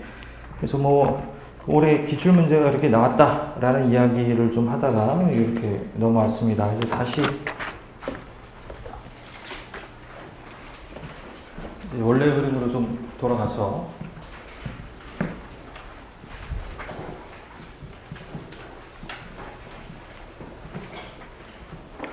그 모의고사가 없는 날은 1시 반에 수업을 시작해서 1교시는 한 1시간 20분에서 1시간 반 정도 진행할게요. 그래서 1시 반에 시작을 해서 뭐 2시 50분이나 3시쯤에 1교시 마치고 10분 정도 쉬고 나머지 1시간 1시간 뭐 이렇게 진행을 하도록 하고 그 다음에 시험 보는 날이 문제거든. 아마 2시 10분이나 2시 20분에 수업을 시작하게 될 텐데 제 지금 이 고민거리가 그 시험 있는 날은 1시간씩 쪼개갖고 3번 할지 아니면은 1시간 반씩 그냥 2번 할지 뭐 이게 이제 고민스럽긴 한데 그냥 제 마음대로 할 테니까 여러분들께서 그냥 그러려니 하고 따라와 주시기 바랍니다. 일단 그 정도 말씀드렸고 그 스터디 지원서 나눠드렸죠. 그거 작성하셔서 일단 하실 분들은 바깥에 있는 그 제출함에다가 제출해 주시기 바랍니다. 그 오랜만에 보는 거죠. 우리가 일반적으로 수험경제학이라고 하는 과목은 그게 경제학과 국제경제학으로 나뉘죠. 이 기출문제 보셔서 아시겠지만 올해 5급 공채 또 한 문제 국제경제학 나왔고 입법고시 또 한 문제 국제경제학 나왔고 외교는 뭐 당연히 한 문제 국제경제학이 나왔어요. 그 올해 예비순환 따라오신 분들 예비순환 국경 그냥 다 들으려고 그랬잖아요. 예비순환 국경 들은 분들은 올해 5급 공시 맨 마지막 문제를 뭐 완벽하게 풀지는 못한다 하더라도 대충 어디선가 본 적이 있는 그런 문제였을 거란 말이에요. 그래서 제가 당부드리고 싶은 건 어차피 예상이 좀 되던 현상이거든. 선택 과목이 없어졌기 때문에 결국 경제학의 국제경제학 문제가 좀 더 높은 난도로 들어올 가능성이 높아졌다라고 했는데 우리 예상대로 좀 그런 영향을 보이고 있어요. 그 입법고시에 출제된 국제경제학 문제는 보시면 아시겠지만 이렇게 난도가 높은 문제는 아니거든. 근데 입법고시는요 좀 다르게 봐야 돼. 아예 국제경제학 문제를 출제하지 않는 경우도 많은 그런 시험이야. 근데 거기서조차도 이제 국제경제학 문제를 이렇게 냈다는 건 어떻게든 경제학에서 국제경제학을 내시겠다는 그런 이야기로 해석을 해야 된다는 거예요. 그러니까 제가 늘 그랬다시피 국제경제학을 어디까지 해야 돼요? 저 국제경제학 선택 없는데 경제학에서 나오는 국제경제학 때문에 국제경제학 공부를 좀 해야 되는데 국제경제학을 어디까지 해야 돼요? 이런 질문을 굉장히 많이 받아왔어요. 그럼 그때 제가 그냥 그렇게 계속 마음에 걸리면 국제경제학 수업을 예비순환이나 1순환 정도까지는 들어두면은 대충 감이 잡힐 거야. 이제 그렇게 말씀을 드렸거든요. 근데 이제 제 입장이 좀 달라졌어요. 그냥 다 들으셨으면 좋겠어. 사실. 그 올해 5급 공채 4는 가지고도 뭐 제가 이걸 함부로 말씀드리기는 참 위험한 이야기인데 포트폴리오 밸런스 모형 가지고 환율에 미치는 효과를 설명하라고 하는 거다라고 하는 학생들이 있는데 일단 저는 그건 아니라고 봐요. 가정도 없고 10점 안에 그걸 다 쓸 수도 없어요. 포트폴리오 밸런스 모형이 이렇게 만만한 문제가 아니거든. 그리고 포트폴리오 밸런스 모형의 의의가 이 문제랑 이렇게 매칭이 잘 안 돼. 그러니까 이 문제는 말 그대로 그냥 원론적으로 공부 좀 하신 분들은 뭐 제 이야기가 이해가 될 수도 있을지 모르겠는데 그 처음에 그 경제 상황 있었잖아요. 거기서 뭐 80억 불이 들어오고 아니 100억 불이 들어오고 20억 불이 나가서 80억 불이 들어오잖아. 근데 이걸 가지고 민간이랑 민간은행이 거래를 하잖아. 이게 외환시장이야. 외환시장에서 외환에 뭐가 늘어나? 공급이 늘어난단 말이야. 근데 그거를 누가 다 사들여 주느냐면 중앙은행이 사들여 주는 거예요. 이게 사실상 고정환율 제도야. 환율이 1달러당 1,400원에서 안 변한다고. 머릿속에서 이제 외환시장을 연상해 보시면 아실 거예요. 외환의 공급이 80억 불 늘어나. 일단 이거 누가 산대? 민간은행이 산대. 근데 그 민간은행이 산 걸 또 누가 사준대? 중앙은행이 사주는 거거든. 그러니까 사실상 중앙은행이 외환시장에 들어가서 민간이 내놓고 있는 80억 불의 외환을 그냥 사들여주는 거거든. 그럼 이제 외환시장에서 외환의 공급이 이렇게 늘어났잖아. 80억 불만큼. 그걸 누가 사준대? 중앙은행이 사준대. 환율이 이렇게 안 변하는 거야, 처음에는. 그렇게 출발을 해야 되는 거거든. 그리고 나서 이제 그 과정에서 돈이 풀리잖아. 그쵸? 이걸 다시 불태화하겠다는 이야기잖아. 근데 그 불태화의 수단으로서 이 자급자산을 매각을 하느냐, 외화자산을 매각을 하느냐라는 건데, 만약에 외화자산을 매각을 하게 되면 그냥 최초로 돌아가는 거예요. 니네들끼리 거래해. 중앙은행이 이 달러를 사겠다는 거야, 안 사겠다는 거야? 처음부터. 안 사겠다는 이야기. 샀다가 되파는 거니까. 그럼 그건 그냥 변동환율 제도로 가라는 이야기지. 그러니까 그런 취지로 저는 생각을 해요. 이거 갖고 이제 논란이 많은데. 어쨌든 지금 이런 이야기가 무슨 이야기인지 모르시잖아. 그래서 문제라고 이게. 근데 예비순환, 그러니까 국제경제 예비순환만 들어도 이게 뭔 이야기인지는 알아들을 수 있거든요. 그리고 이제 1순환, 2순환, 3순환 가면서 차곡차곡 배워나가는 내용이고. 그러니까 그냥 저는 그냥 이렇게 말씀드릴게. 또 뭐, 자기 강의 들으라고 그러는 거 아니에요. 내 강의 안 들어도 돼. 그러니까 제가 제일 많이 들었던 이 질문이 국제경제학을 어디까지 해야 돼요? 라는 거기 때문에 저도 사실 이제 더 이상 대답하기가 힘들어. 그냥 다 들으면 어떨까 이거야. 예비순환이 이미 지나갔으니까 1순환, 2순환, 3순환 그냥 쭉 따라가면 이렇게 문제 나왔을 때 어렵지 않게 풀 수 있을 거라는 거지.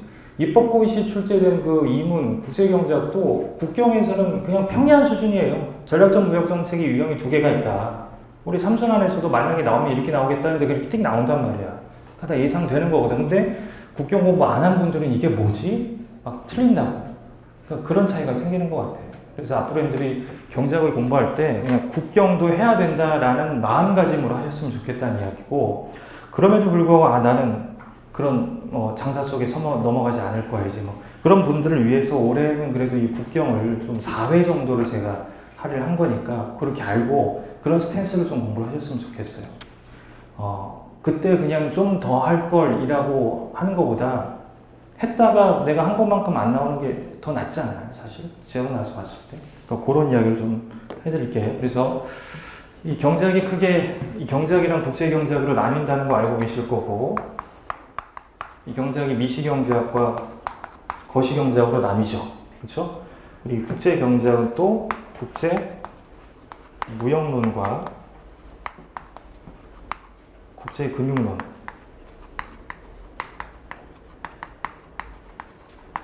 이렇게 나뉘죠.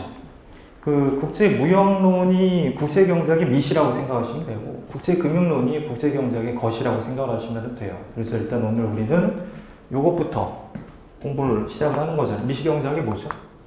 미시경제학이 이 개별 경제 주체들,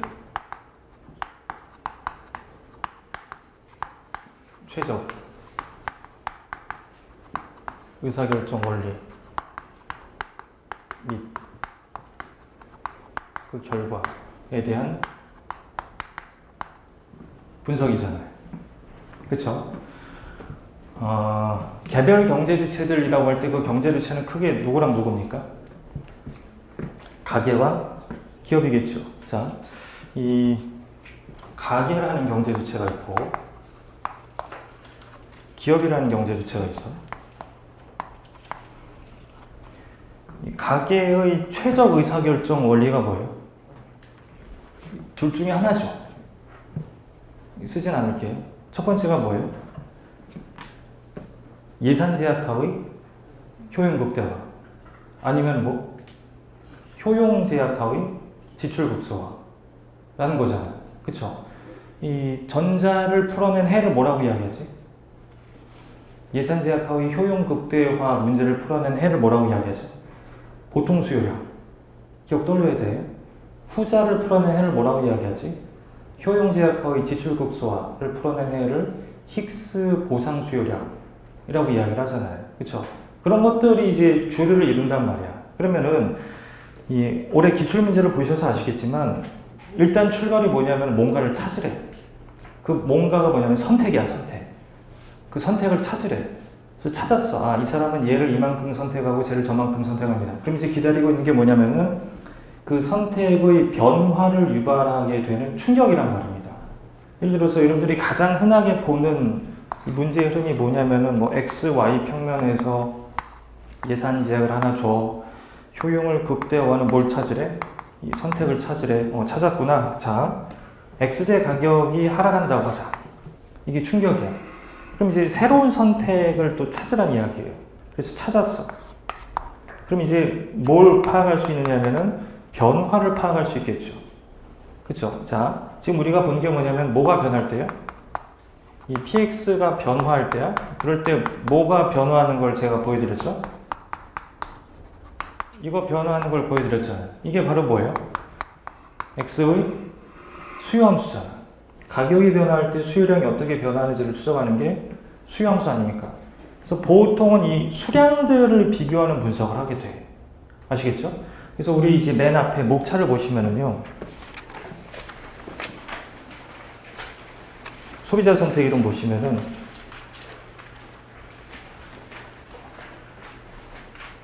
맨 앞에 그 차례 있는 거 2-1번부터 2-3번까지 뭐예요? 찾아라. 찾아라.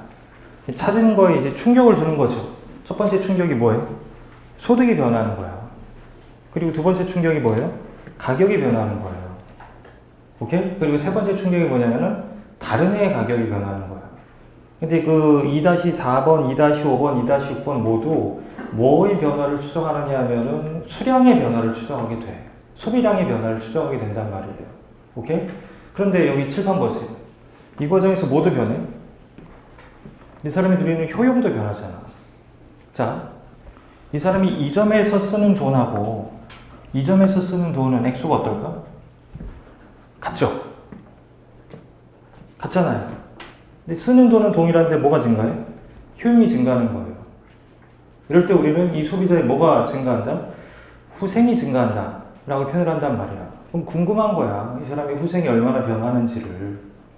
이해되시죠? 그러니까 수량뿐만 아니라 그 과정에서 나타나는 여러 가지 추가적인 변화들이 있는데 그게 이제 3-1번에서 3-4번까지야. 3-1, 2, 3, 4가 뭐의 변화를 추정하는 거예요? 후생의 변화를 추정하는 거예요. 후생의 변화를.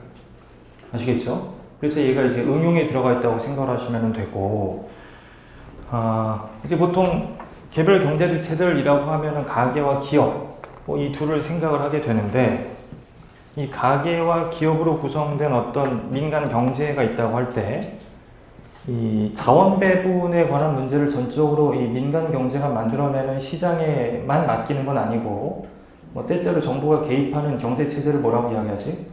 혼합 경제 체제라고 이야기하죠. 그러니까 그냥 니네는 알아서 해라고 전적으로 맡기는 게 뭐야? 시장 경제 체제. 너는 저기 하고 너는 저기 하고 넌 요거 만들고 넌 요거 만들어를 뭐라고 이야기해? 계획 경제 체제라고 이야기하는데 대부분의 이 경제 체제는 이 양극단의 중간쯤에 있지 않습니까? 그러니까 이 가계와 기업으로 구성된 민간 경제와 이 정부라는 일종의 경제 주체가 함께 등장하는 게 이제 혼합 경제 체제가 되는데 정부도 하나의 경제 주체로 행동한다는 것은 어딘가에서 소득 같은 걸 이렇게 조달을 해야 돼.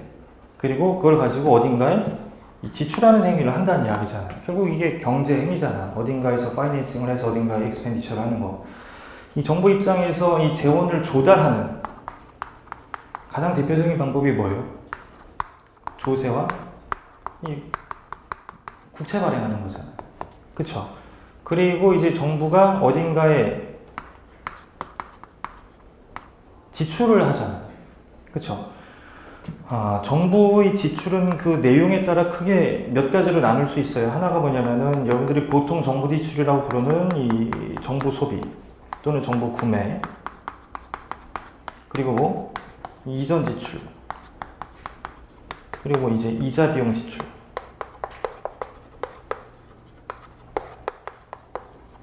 그쵸? 이 세 가지고 보통 기호를 이렇게 쓰지 않나요? 얘를 G라고 하고 얘를 TR이라고 하고 얘를 INT라고 하고 뭐 이렇게 이야기한단 말이에요. 근데 봐봐요. 이제 이 조세로 거둔다고 할 때 그 조세를 크게 뭐랑 뭐로 나누지 우리가? 직접세랑 간접세로 나누죠. 직접세가 뭐고 간접세가 뭔지는 모르셔도 돼요, 사실. 우리가 학문적인 이야기를 해본다면은 직접세가 뭐냐면은 조세 부담의 전가가 불가능한 조세야. 간접세는 조세 부담의 전가가 가능한 조세예요. 근데 그렇게 알고 계셔도 되고, 직접세 뭐 기억하면 돼? 사람한테 부과하는 조세. 그래서 대인세라고 보시면 되고, 대명사가 뭡니까? 소득세. 그다음에 간접세는 뭐에 대해 부과하는 조세라고 생각하면 돼? 물건에 대해 부과하는 조세라고 생각하면 돼. 대물세. 그래서 이걸 뭐라고 이야기해? 물품세라고 이야기를 한단 말이에요. 그래서 이 직접세의 대명사가 소득세고, 이 간접세의 대명사가 이 물품세예요.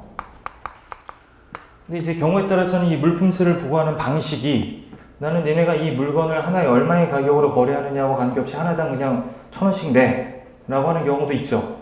이런 경우를 뭐라고 이야기해? 종량세라고 이야기하고, 니네가 거래하는 가격이 10%를 물품세로 내 라고 하면은 10,000원에 거래되면 1,000원 내야 되고 50,000원에 거래되면 5,000원 내야 되는 거잖아요. 이걸 뭐라고 이야기해? 종가세라고 이야기한다고. 근데 대부분의 문제가 종량세 형식으로 출제가 되고, 올해 외교원 1문에서도 이 종량세가 또 출제가 됐어요. 오케이? 어쨌든 무슨 이야기를 하려고 하느냐 하면 이 세금이라는 건 이 민간 경제주체 입장에서 봤을 때는 빼앗기는 거잖아. 그럼 당연히 예컨대 이제 이 뭐 가게라고 할 때 이 가게는 뭔가 이렇게 뺏기는 경험을 하게 될 테니까 효용이 어떻게 될까요? 줄어드는 경험을 하게 될 거란 말이에요. 궁금해. 얘 비용이 얼마나 줄어드는지가.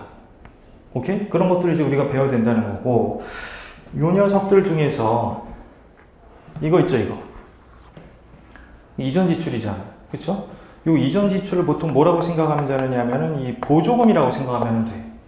근데 이 보조금을 지급하는 방식이 크게 몇 가지가 있어요? 세 가지가 있어요. 하나가 뭐? 그냥 현금으로 주는 거예요. 조금 있으면 주신대잖아. 그쵸? 그 다음에 또 뭐가 있어요? 네가 이 물건을 산다면 그 물건 가격을 내가 할인받을 수 있게 해줄게. 이게 무슨 보조가 되는 거예요? 가격 보조가 되는 거죠.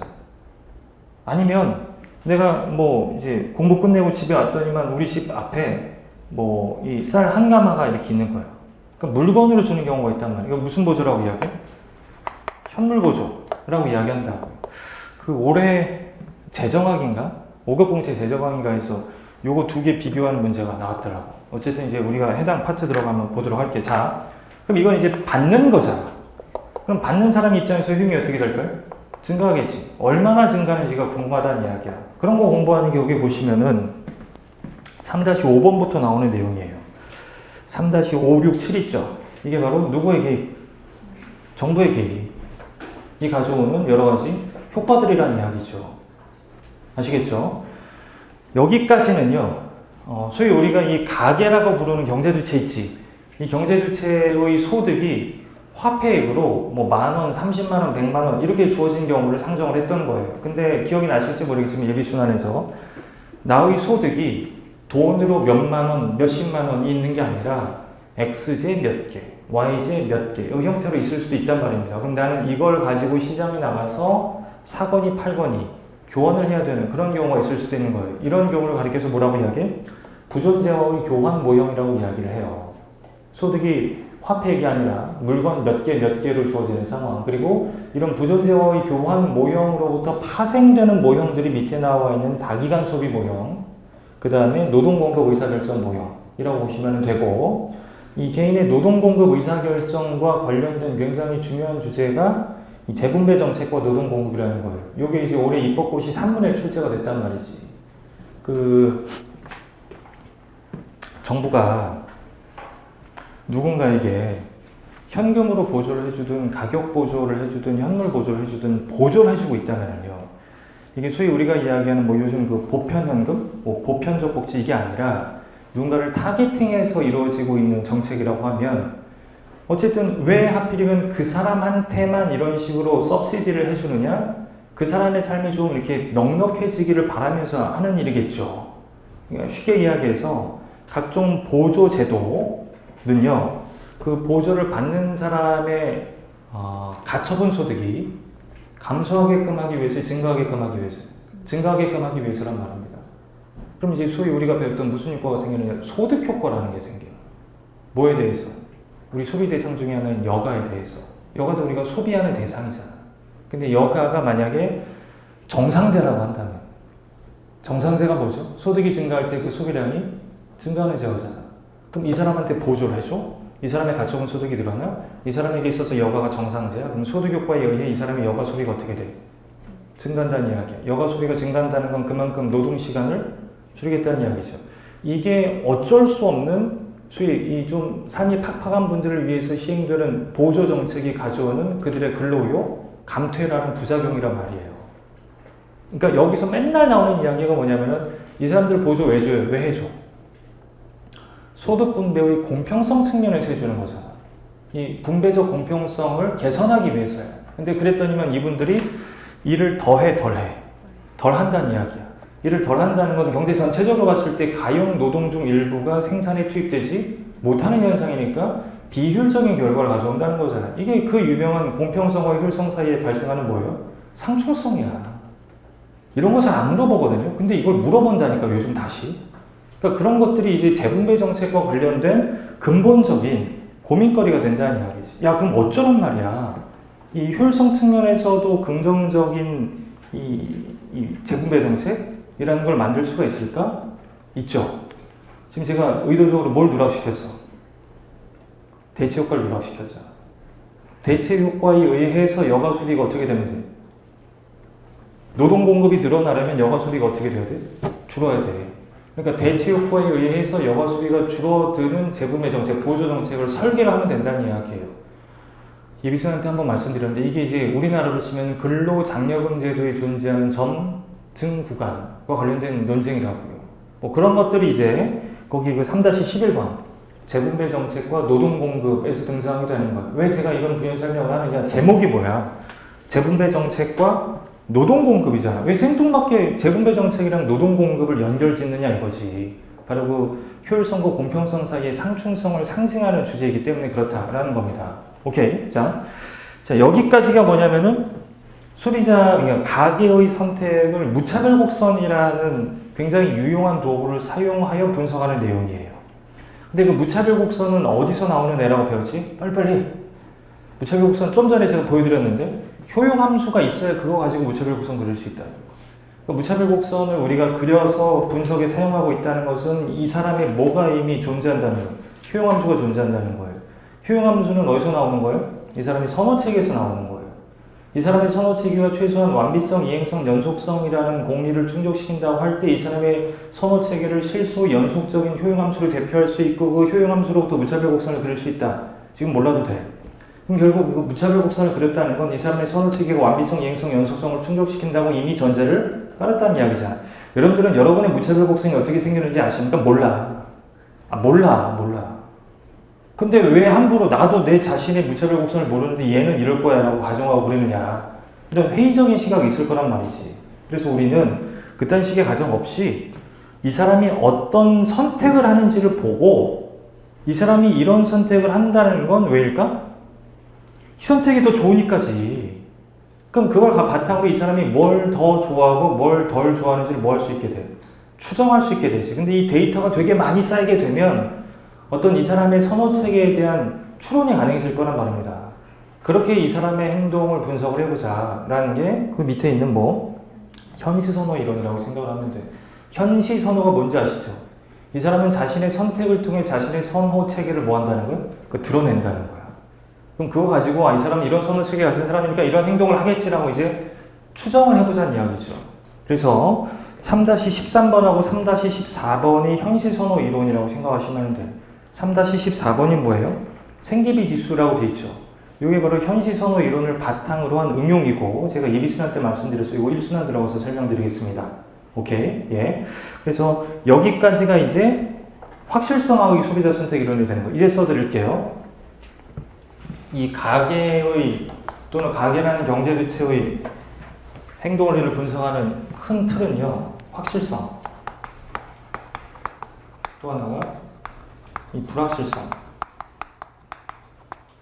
이 두 가지라고 생각하시면 되고, 이 확실성하고 이 소비자 선택은 하나가 이 무차별 곡선을 이용하는 분석이고, 또 하나가 이 현시선호 이론.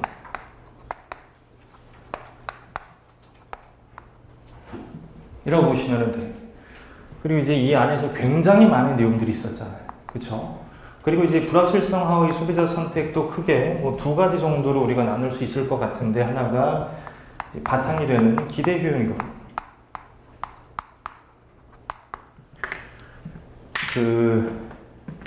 이제 여러분들이 만나게 되는 가장 일반적인 형태의 문제가 뭐냐면은 이 사람이 어떤 선택을 하겠느냐라는 거예요. 근데 예를 들어서 XY 평면에서 이런 식의 예산선이 하나 그려진다면 이 사람의 선택지는 몇 개예요? 이 예산선상에 무수히 많은 점들이에요. 그쵸? 그 중에서 효용을 극대화하는 선택지를 찾는 거잖아요. 근데 이 기대 효용 이론 또는 불확실성의 선택에 들어가게 되면 이 무수히 많은 연속적인 선택지들 중에서 효용을 극대화하는 선택지를 찾으라는 문제보다는요, 요거랑 저거 중에 뭘 선택하겠냐, 요런 물음이 훨씬 더 많아요. 대표적인 게 뭐예요? 도박에 참여하겠느냐 안 하겠느냐, 이런 보험이 있다, 가입하겠느냐 안 하겠느냐, 이런 식의 문제들이 훨씬 더 많다는 거고, 요즘 들어서 그런 문제들의 등장 빈도가 늘어나고 있다는 이야기야. 근데 이게 뭐 다행인지는 모르겠어요. 뭐 예를 들어서 자, 이게 노동 시간이에요. 그리고 이게 뭐 소비 규모예요. 이 사람 비노동 소득이 없어. 그러니까 노동 시간이 빵이면 소득이 있어 없어? 없어. 뭘 소비할 수 있어 없어? 없어. 노부터 일을 해 나갈수록 뭐가 생기니까? 노동소득이 생겨나가니까 오른쪽 위로 올라갈 수 있을 거란 말이에요. 물론 이제 한도 끝도 갈 수 있는 건 아니고 한도 끝도 없이 갈 수 있는 건 아니고, 이게 이제 이 사람의 부존 시간이 되는 거죠. 이게 이 사람의 뭐가 되는 거예요? 예산선 내지는 기회 궤적이 된다는 이야기예요. 오케이? 그런데 이제 전격적으로 정부가 소위 그 일을 안 하는 사람에 대한 실업수당을 도입을 하게 된 거예요. 그럼 이제 이 사람 입장에서는 일을 전혀 안 해서 소득이 없잖아요. 그러면 정부로부터 뭘 받을 수 있어? 실업수당을 받을 수 있게 되는 거예요. 그럼 결국 이 사람의 새로운 기회궤적이라고 할까? 예산선은 뭐 이렇게 된다는 거지.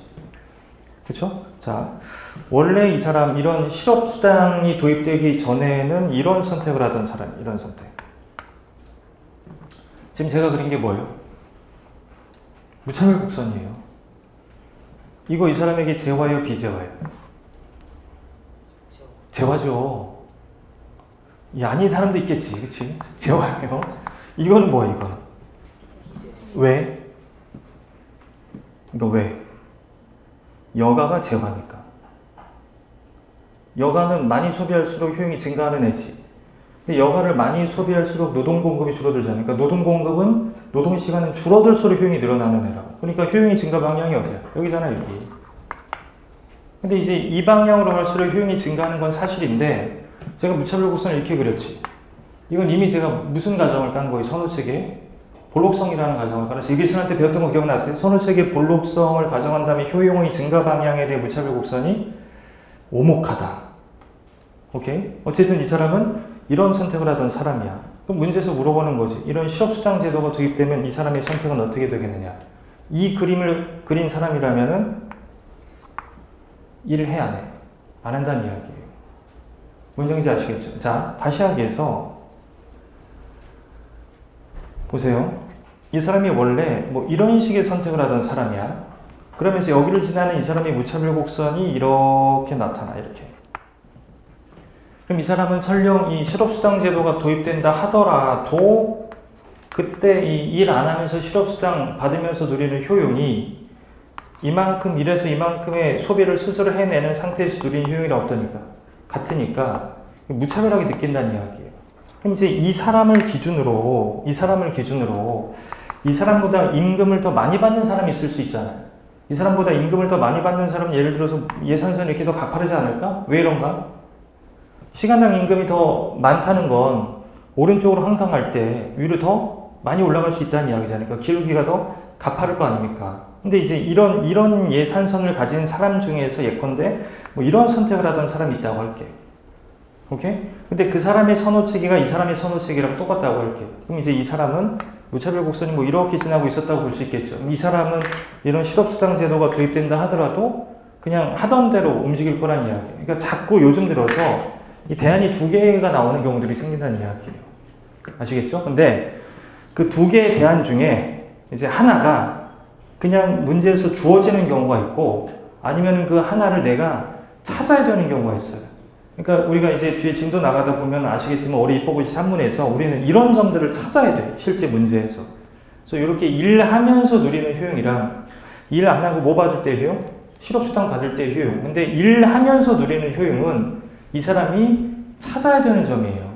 어디를 선택할지를 이 사람이 찾아내야 될 테니까. 그러니까 그런 식의 문제들이 많이 나오고 있다는 건데 아주 전형적으로 이거 선택할래 저거 선택할래가 많이 나오는 파트가 이 불확실성화의 선택이라고 생각하시면 되고, 자, 이 기대 효용 이론을 바탕으로 해서 나오는 게 뭐였죠? 조건부 상품 모형이죠. 그쵸? 우리 그 앞에 차례를 보시면은 4장이 불확실성이죠. 거기서 4-1에서 4-4까지가 기대 효용 이론이라고 생각하시면 돼요. 4-1에서 4-4까지가 기대 효용 이론이고 4-5에서 4-7까지가 조건부 상품 모형이라고 보시면 돼요. 오케이? 근데 그 4-7은 조건부 상품 모형의 일반 균형 분석화여서 되게 어려워. 이제 삼수란 때 배울 내용이고 4-8이 혼자 동그라미 남죠? 거기 별표해 두시기 바랍니다. 저는 올해쯤이면 이 문제가 나오지 않을까 싶었었어. 평균 분산 모형. 여러분들이 흔히들 알고 있는 하이 리턴이면 하이 리스크다 있잖아요. 고수익, 고위험. 그러니까 내가 더 많은 수익을 누리고자 한다면 더 많은 리스크를 테이킹 해야 된다. 할래 말래. 이거 물어보는 게 거기 4-8번이거든요. 그리고 이게 이미 2019년인가에 외교원의 일문으로 되게 크게 자세하게 출제가 됐었어. 그럼 이제 나올 때가 됐다 싶었는데 거의 6년에 걸쳐 한 번도 안 나오고 있으니까 여러분들 말로 이게 소위 그 쿨타임이 찬 그런 문제라고 생각하고 접근하시면 일순환에서 이거 이제 다루게 될 거예요. 아시겠죠? 이러면은 소비자 선택 이론에 대한 공부를 다 하게 되는 거예요. 이러면.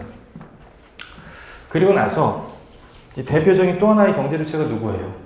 이제 기업이죠.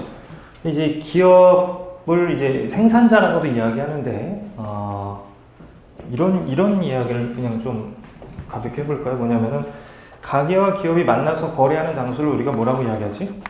시장이라고 이야기하는데 여기를 생산물 시장이라고 하고 여기를 요소 시장이라고 할 때 이 오른쪽에서는 가게가 뭐로 행동해? 수요자로 행동하죠. 그리고 이 기업이 뭐로 행동해? 공급자로 행동하죠. 중요하진 않아요. 그 생산과 공급은 사실 다른 이야기예요. 생산은 무언가를 만들어내는 행위고 공급이 바로 시장에 내다 파는 행위라고 생각하시면 돼요. 근데 보통 생산 주체가 곧 뭐다? 공급 주체다라고 생각을 하니까 그냥 여기 이제 생산자라고도 하고 공급자라고도 하고 그렇게 되는 거예요. 오케이? 근데 이거 요소 시장에서는 역할이 뒤바뀐다는 거 알고 계시죠? 가게가 요소의 뭐가 돼? 공급자. 그러니까 요소는 생산한다는 표현이 좀 어색하니까. 그 다음에 이제 기업이 요소의 뭐가 되는 거예요? 이 수요자가 된다는 이야기야. 그러니까 엄밀히 이야기하면 가게는 생산물 시장에서는 소비자로 행동하지만 요소 시장에서는 뭐로 행동해? 공급자로 행동하는데 보통 가게를 뭐라고 불러 우리가? 소비자라고 부른단 말이야. 그럼 가게를 그냥 소비자라고 하면은 요 역할이 좀 묻히는 것 같잖아요. 아니 안 묻혀요. 이 공급 뭐 공급 아니면 뭐 공급일까? 이 노동 공급 아니면 뭐? 이 자본 공급이겠지. 가게가 이 기업에게 자본을 공급하게 되는 경로의 출발이 뭐예요? 소득 중 요만큼을 소비하고 남기는 행위잖아. 그러니까 자본을 공급하는 행위도 결국 무언가를 소비하는 행위의 이면에 딸려다니는 현상이라는 이야기야. 그 다음에 이 노동의 공급인데 전체 가용시간 중에 요만큼을 여가 소비하는 데 쓰고 남는 걸 노동 공급한다고 볼 수 있을 것 아닙니까? 그러니까 얼마나 많은 노동이 공급되느냐도 여가 소비 선택의 결과물이기 때문에 이렇게 보나 저렇게 보나 가게는 그냥 뭐라고 해도 돼? 소비자라고 해도 된다는 이야기예요. 이해되시죠? 근데 이제 이 기업을 생산자라고만 하면 좀 어색해지는 게 바로 이 요소에 대한 뭐일 수도 있으니까 수요자일 수도 있으니까 그건 여러분들께서 생각을 해보시라는 이야기. 그건 이제 그냥 여담으로 잔소리처럼 해드린 이야기고, 자, 이 생산자 이론 내지는 기업의 선택에 들어가게 되면 우리는 크게 이 세 가지 주제에 대해서 살펴보게 될 거예요. 하나는 뭐냐면은 이거예요. 가게 같은 경우에는 이 X제랑 Y제가 들어가면은 뭐가 나와? 효용이 나오잖아요. 그러니까 가게 입장에서는 들어오는 게 뭐예요? X제, Y제. 나오는 게 뭐예요? 효용이야. 자, 그럼 이제 기업 볼게요, 기업. 기업 입장에서는 들어오는 게 뭐예요? 노동과 자본이죠. 나오는 게 뭐예요? 생산량이잖아.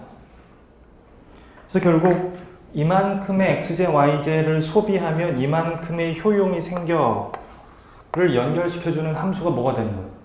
효용함수지. 이만큼의 노동과 자본이 들어가면은 이만큼의 생산량이 나와를 연결시켜주는 함수가 뭐예요? 생산함수잖아. 우리 소비자 선택 이론 공부할 때 제일 먼저 공부하는 게 뭐예요? 효용함수 이야기지. 그래서 생산자 이론에서도 가장 먼저 등장하는 게 뭐예요? 생산함수 이야기예요, 생산함수. 근데 사실 여러분들 기업의 행동을 뭐라고 배우죠? 이윤극대화. 즉, 총 수입에서 뭘 뺀 나머지? 총 비용을 뺀 나머지를 극대화하는 예컨대 뭐 생산량을 찾자. 이거잖아요. 그럼 우리가 이 문제를 해결하기 위해서는 이 기업에 뭘 알아야 돼? 비용함수를 알아야 돼. 즉, 이 비용함수를 뭐의 함수를 표현해서? Q함수를 표현해서 이 목적함수를 죄다 뭐의 함수를 표현한 다음에 Q함수를 표현한 다음에 이거 극대화하는 Q를 찾는 거잖아요. 근데 이걸 알아야 된다고, 이걸. 근데 이거는 어디에서 나오는 애지? 생산함수에서 나오는 애잖아요. 그쵸? 그래서 이 생산함수를 공부하고 난 다음에 우리 뭐 공부해? 이 비용함수를 공부하게 되는데, 이 문제로 출제되는 가장 전형적인 구조가 뭐 준 다음에, 생산함수 준 다음에 뭐 도출하라는 거예요? 비용함수 도출하라는 거예요. 그리고 그 비용함수 도출한 다음에 이윤극대화 생산량을 찾으라는 거. 167페이지 보세요, 트리니티.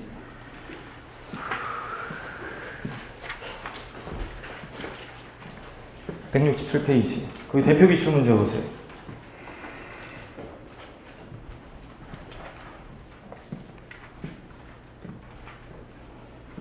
뭐 줬어요? 생산함수 줬잖아요, 생산함수. 설문 1번 친절하게 뭐 구하래? 비용함수 구하래잖아. 그리고 기다리고 있는 게 뭐 설문 2번. 이윤극대화 선택을 찾으라는 거잖아. 아주 전형적인 문제예요, 이게. 오케이? 그러니까 이 정도 문제면은 땡큐 하고서 다 맞춰야 되는 그런 문제라고 생각하시면 돼요. 그래서 이 생산함수를 가지고 비용함수를 우리가 도출하고, 여기 봐봐요. 비용함수가 마련이 된다면 우리는 요걸 찾을 수 있잖아요. 그쵸? 자, 근데 여러분들 이거 계산할 때 이 1개 조건이 뭘까? 쟤를 뭐로 미분하는 걸? Q로 미분하는 거잖아. 오케이? 그래서 0 만드는 거. 보통 이래요. 자, 근데 이 과정에서 얘를 뭐 취급하고 있다면?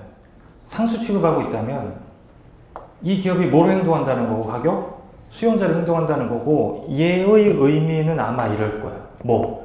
가격이 이거라면 나는 이게 충족되는 Q를 선택하겠다. 오케이? 그럼 결국 이 가격일 때 얼마나 많이 뭐 하려고 하는지, 공급하려고 하는지가 도출되는 거잖아. 이게 무슨 함수예요? 공급함수지. 그래서 이제 세 번째, 이윤극대화. 이야기로부터 뭘 도출하기도 한다는 거예요? 이 공급함수를 도출하기도 한다는 거예요. 그게 이거 아닌가, 이거? 이거? 선생님, 그럼 이건 어디 있나요? 이건 어디서 나와요? 여기서 나오잖아요, 여기서 아까. 주로 뭐 가지고 도출해, 요거는. 무슨 제약하에? 예산 제약하의 효용 극대화. 무슨 수요함수? 보통 수요함수. 그거 그리는 거잖아. 그쵸? 그래서 이거 가지고 풀어라 라는 문제가 기출문제 모음집 잠깐 보세요. 이게 23년 문제에서 아직 반영이 안 됐는데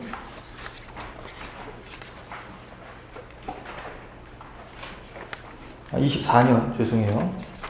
24년 5급 공채 2문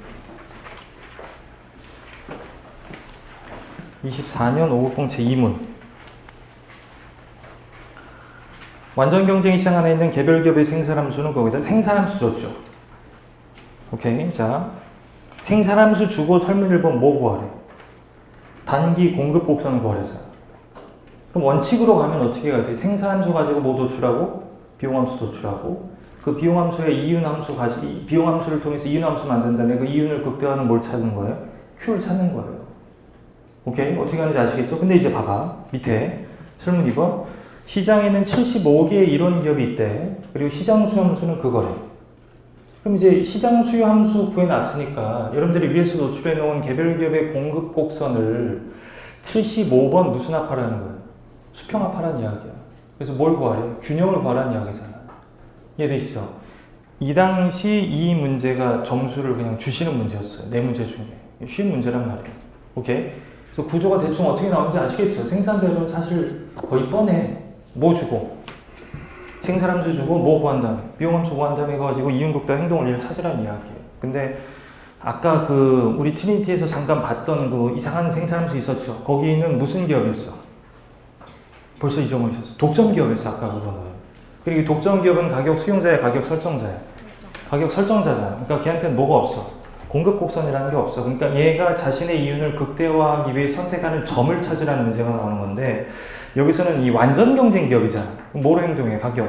수용자로 행동해. 그럼 뭘 가지게 돼? 공급 함수 내지는 공급 곡선을 가지게 되는 거예요. 그런 식으로 갈라지는 거예요. 어쨌든 이렇게 흘러간다는 거. 이해하시겠죠? 이게 기업의 선택에 관한 이야기라는 거죠. 그래서 지금 설명드린 거. 자, 이게 6장이에요, 이게. 생산함수랑 관련된 이야기가. 6장. 그리고 비용함수랑 관련된 이야기가 7장. 우리 교재 맨 앞에 차례에서. 오케이? 보이시죠? 그 다음에 이윤극대화 이야기가 8장. 이렇게 흘러가는 거예요. 자, 그럼 조금 전에 말씀드렸다시피 뭐 분석을 위한 기초가 닦인 거야? 생산물 시장의 분석을 위한 기초가 닦인 거죠. 자, 그게 이제 우리 교재로 보면은 3부 생산물 시장 이야기에서 등장하게 되는데 여러분들이 그 생산물 시장에서 공부하는 내용은 크게 두세 가지예요. 첫 번째는 뭐냐면은 뭔가 이 시장이 만들어내는 두 글자 뭐? 이 시장이 만들어내는 뭐? 두 글자. 그죠? 균형이 있겠지. 균형을 찾아라라는 건 뭘 찾으라는 거예요? 그 균형에서의 가격이랑 균형에서의 거래량을 찾으라는 이야기. 올해 기출문제 외교원 잠깐 보세요.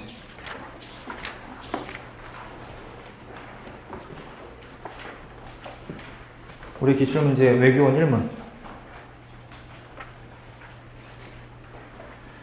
A도시의 주택 임대차 시장에서 임대주택 집주인의 공급 함수와 세입자의 수요 함수는 다음과 같다.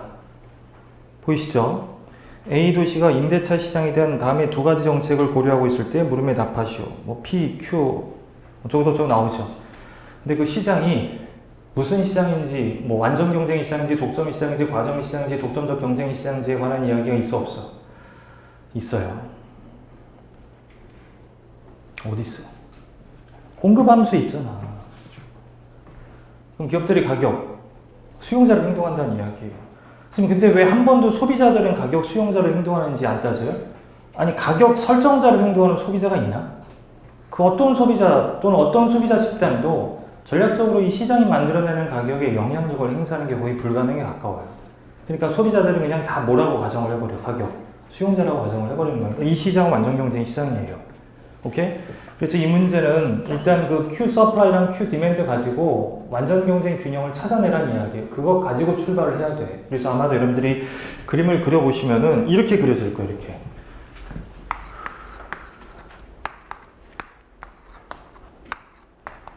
요걸 찾고 시작을 하라는 이야기거든. 이게 제가 계산을 하니까 거래량은 40이고 가격은 80 이렇게 나올 거예요. 이거 쉽죠? 근데 설문 1번 보니까 뭐가 등장해? 가격 상한제 등장하잖아. 경쟁 가격이 얼만데? 80인데 이거보다 낮은 얼마에서? 60에서 가격 상한 규제를 해버리는 거예요. 그러면은 뻔하잖아. 이 60이라는 규제 가격이 준수가 되면은 이만큼 뭐 발생한다고 예비 때도 배웠어. 저 초과 수요 봐봐. 초과 수요를 해소할 수 있을, 그쵸? 보조금을 집주인에게 지급하려고 해요. 집주인이 여기서 수요자를 행동해, 공급자를 행동해? 집주인. 공급자를 행동하잖아. 그리고 공급자에게 세금 때리겠대, 보조금 주겠대? 보조금 주겠대지. 세금 때리면 어떻게 돼? 집주인한테 세금 때리면 어떻게 돼? 위로 올리잖아. 그럼 보조금 주면 나 덜 받아도 돼. 정부가 보태준대. 이렇게 움직이라는 거 이렇게. 초과 수요를 해소하기 위해서는. 그럼 이 가격하에 딱 수급이 일치할 거 아닙니까? 이게 주는 문제지 이거. 아주 매너 있게 출제하신 거죠. 이것도 첫 번째 문제잖아. 그렇죠? 그 다음에 이제 그 설문 2번은 나중에 다시 풀어보도록 할게요. 이런 식의 문제가 나온다고. 그리고 맨 마지막에 보면 뭐 물어보고 있어? 후생효과 물어보고 있죠. 이것도 이제 사실 틀리는 학생들이 있어. 왜 틀리냐면 후생효과 물어보면은 소비자잉여, 그 다음에 누구잉여? 생산자잉여. 이거 비교하거든? 근데 여기서는 누구를 잊으면 안 돼? 정부를 잊으면 안 되지. 정부의 재정 변화. 그래서 제가 아까 그 혼합경제 체제를 말씀을 드린 거예요. 정부가 들어오는 순간 정부도 하나의 경제 주체가 된다는 이야기예요. 이거 그대로 실수한 분들이 올해 입법고시 입문이었어. 무역정책에서. 후생효과를 물어봤거든요. 그때 자꾸 누구를 빼먹어? 정부를 빼먹어. 그러면 안 된다는 거예요. 정부가 들어온 이상. 오케이? 예. 이런 류의 문제가 이제 이 시장조직 이런 거 관련해서 되게 오랜만에 출제가 됐다. 외교원에서. 그거 말씀드렸어요. 다시 돌아와서. 이 시장 이론에서 우리가 공부하려고 하는 두세 가지 주제 중에 하나가 그 균형 찾는 거예요. 균형. 좀 전에 했잖아. 뭐 Q는 40, P는 80 뭐 이런 거. 이거 찾는 거예요. 오케이? 그 다음에 이제 두 번째가 뭐냐면은 그 균형이 어떤지를, 효율적인지를 평가하는 거잖아. 그래서 우리가 가장 먼저 배우는 시장이 뭐라고 그랬어? 완전 경쟁 시장. 왜? 완전 경쟁 시장이야말로 우리가 생각할 수 있는 가장 효율적인 균형을 만들어내는 시장이니까. 그리고 나서 이제 걔랑 비교하기 위해서 현실의 무슨 시장? 각종 불완전 경쟁 시장들을 배우는 거죠. 여러분들 그 시장 스펙트럼 그렸던 거 기억나세요? 이비에이터? 여기가 완전 경쟁. 여기가 독점. 그쵸? 이 중간에 뭐가 있어? 여기. 독점적 경쟁. 여기 뭐 있어요? 과점. 이렇게 들어간다고. 이 오른쪽 다 뭐? 불완전 경쟁. 그럼 완전 경쟁이랑 불완전 경쟁이랑 구별하는 시력이 있을 거 아니에요? 왜 나눠? 왜? 얘는 효율적인데 얘네들은 다 자원배분이 비효율적이지.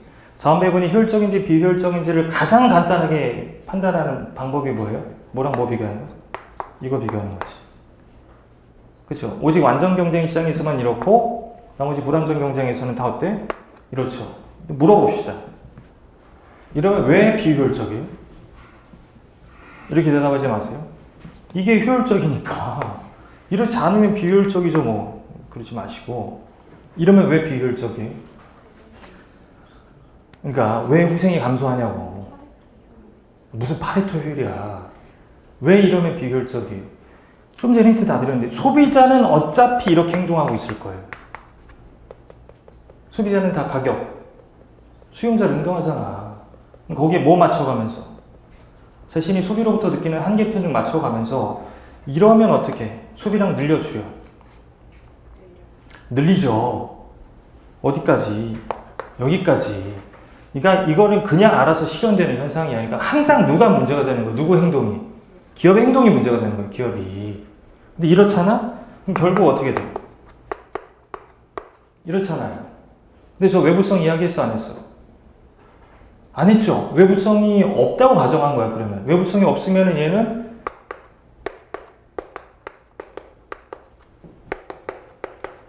이거겠죠. 여기 등장하는 얘네들 다, 야, 내가 이걸 소비하면 우리 사회가 이만큼의 한계 편익 누리겠네요? 아니면은 이걸 소비하면 나에게 이만큼의 한계 편익이 생기겠네? 전자야, 후자야? 후자야, 후자. 야, 내가 이거 생산하려면 나한테 이만큼의 비용이 들겠네? 이거잖아. 그러니까 다 이게 프라이빗이야, 프라이빗. 이게 시장의 기본적인 성질이잖아. 다들 자기의 이득을 위해서 행동하는 거. 근데 만약에 외부성이 없다면 이게 곧 뭐이기도 하고, 이게 곧 뭐이기도 해? 그럼 결국 이렇다는 이렇다는 이야기야, 이렇다는 거. 그럼 이건 뭐예요? 지금 자원 배분이 어떤 상태냐? 이런 상태야. 어떤 상태? 지금보다 물건을 하나 더 만들어서 소비하잖아? 그럼 그거 물건 만드는데 100만큼의 추가적인 비용이 생기는데 그걸 소비하는 과정에서 200만큼의 편익이 생길 수 있는 상황이거든. 근데 안 간다는 이야기잖아. 그럼 소위 지금보다 순 편익을 만들어낼 수 있는데도 그걸 안 하고 있다는 거니까 효율적인 거야, 비효율적인 거야? 비효율적인 거죠. 구체적으로 이야기하면은 지금보다 생산 및 소비를 줄여야 된다는 거야, 늘려야 된다는 거야? 늘려야 된다는 이야기야. 이건 효율적인 수준에 비해 생산 및 소비가 소하다는 이야기죠. 이게 다 과소했잖아, 이거. 그래서 뭐가 생겨? 이게 생기는 거잖아요.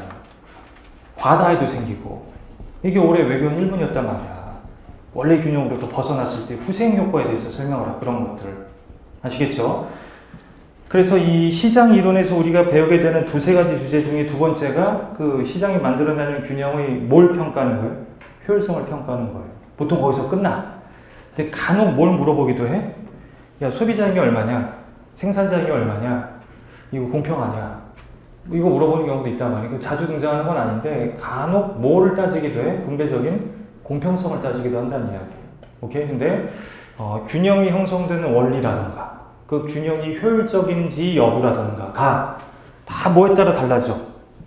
이 시장 형태에 따라 달라지는 거예요. 그러니까 우리가 시장 형태를 나누어 가면서 그런 주제들을 다루게 된다는 이야기지. 그래서 우리 그 3부 보시면은 10장, 11장, 12장, 13장, 14장 해갖고 시장 형태들을 다 구별하고 있는 거 확인할 수 있을 거예요.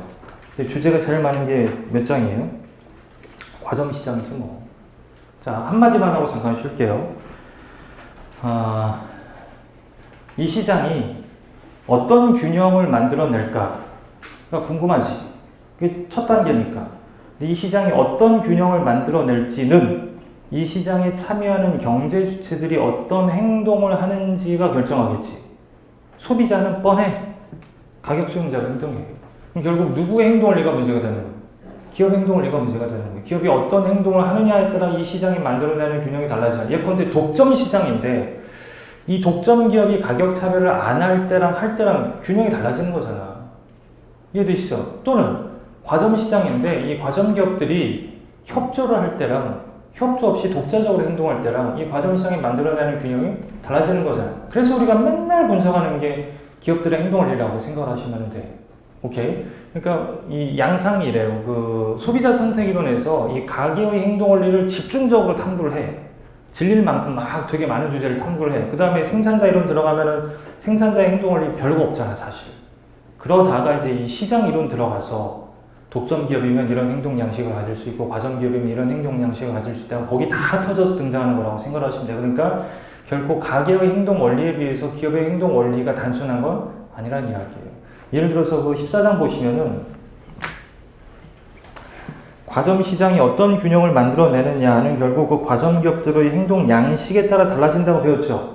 근데 그 과점 기업들이 보일 만한 행동 양식은 너무 다양해. 그래서 크게 두 가지를 대별했던 거 기억나실 거예요.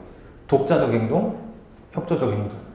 그래서 그 14장에서 보면 14-2에서 14-6 있죠? 까지가 무슨 행동이에요? 독자적 행동이에요. 14-2에서 14-6까지가 독자적 행동이고 14-7, 8이 무슨 행동이에요? 협조적 행동이죠. 대놓고 하는 협조가 뭐예요? 카르텔 담합. 암묵적 협조가 가격 선동 이런 거잖아요. 그쵸? 그런 것들에 대해서 공부하는 거라고 생각하면 돼. 자, 그러면은 여기까지 온 거죠, 여기. 그리고 이제 남는 게 뭐예요? 요소 시장에 관한 이야기죠. 그게 이제 우리 4부에서 등장하게 되는 거예요. 그거는 잠깐 쉬고 2교시에 연달아서 또 살펴보도록 하겠습니다. 예.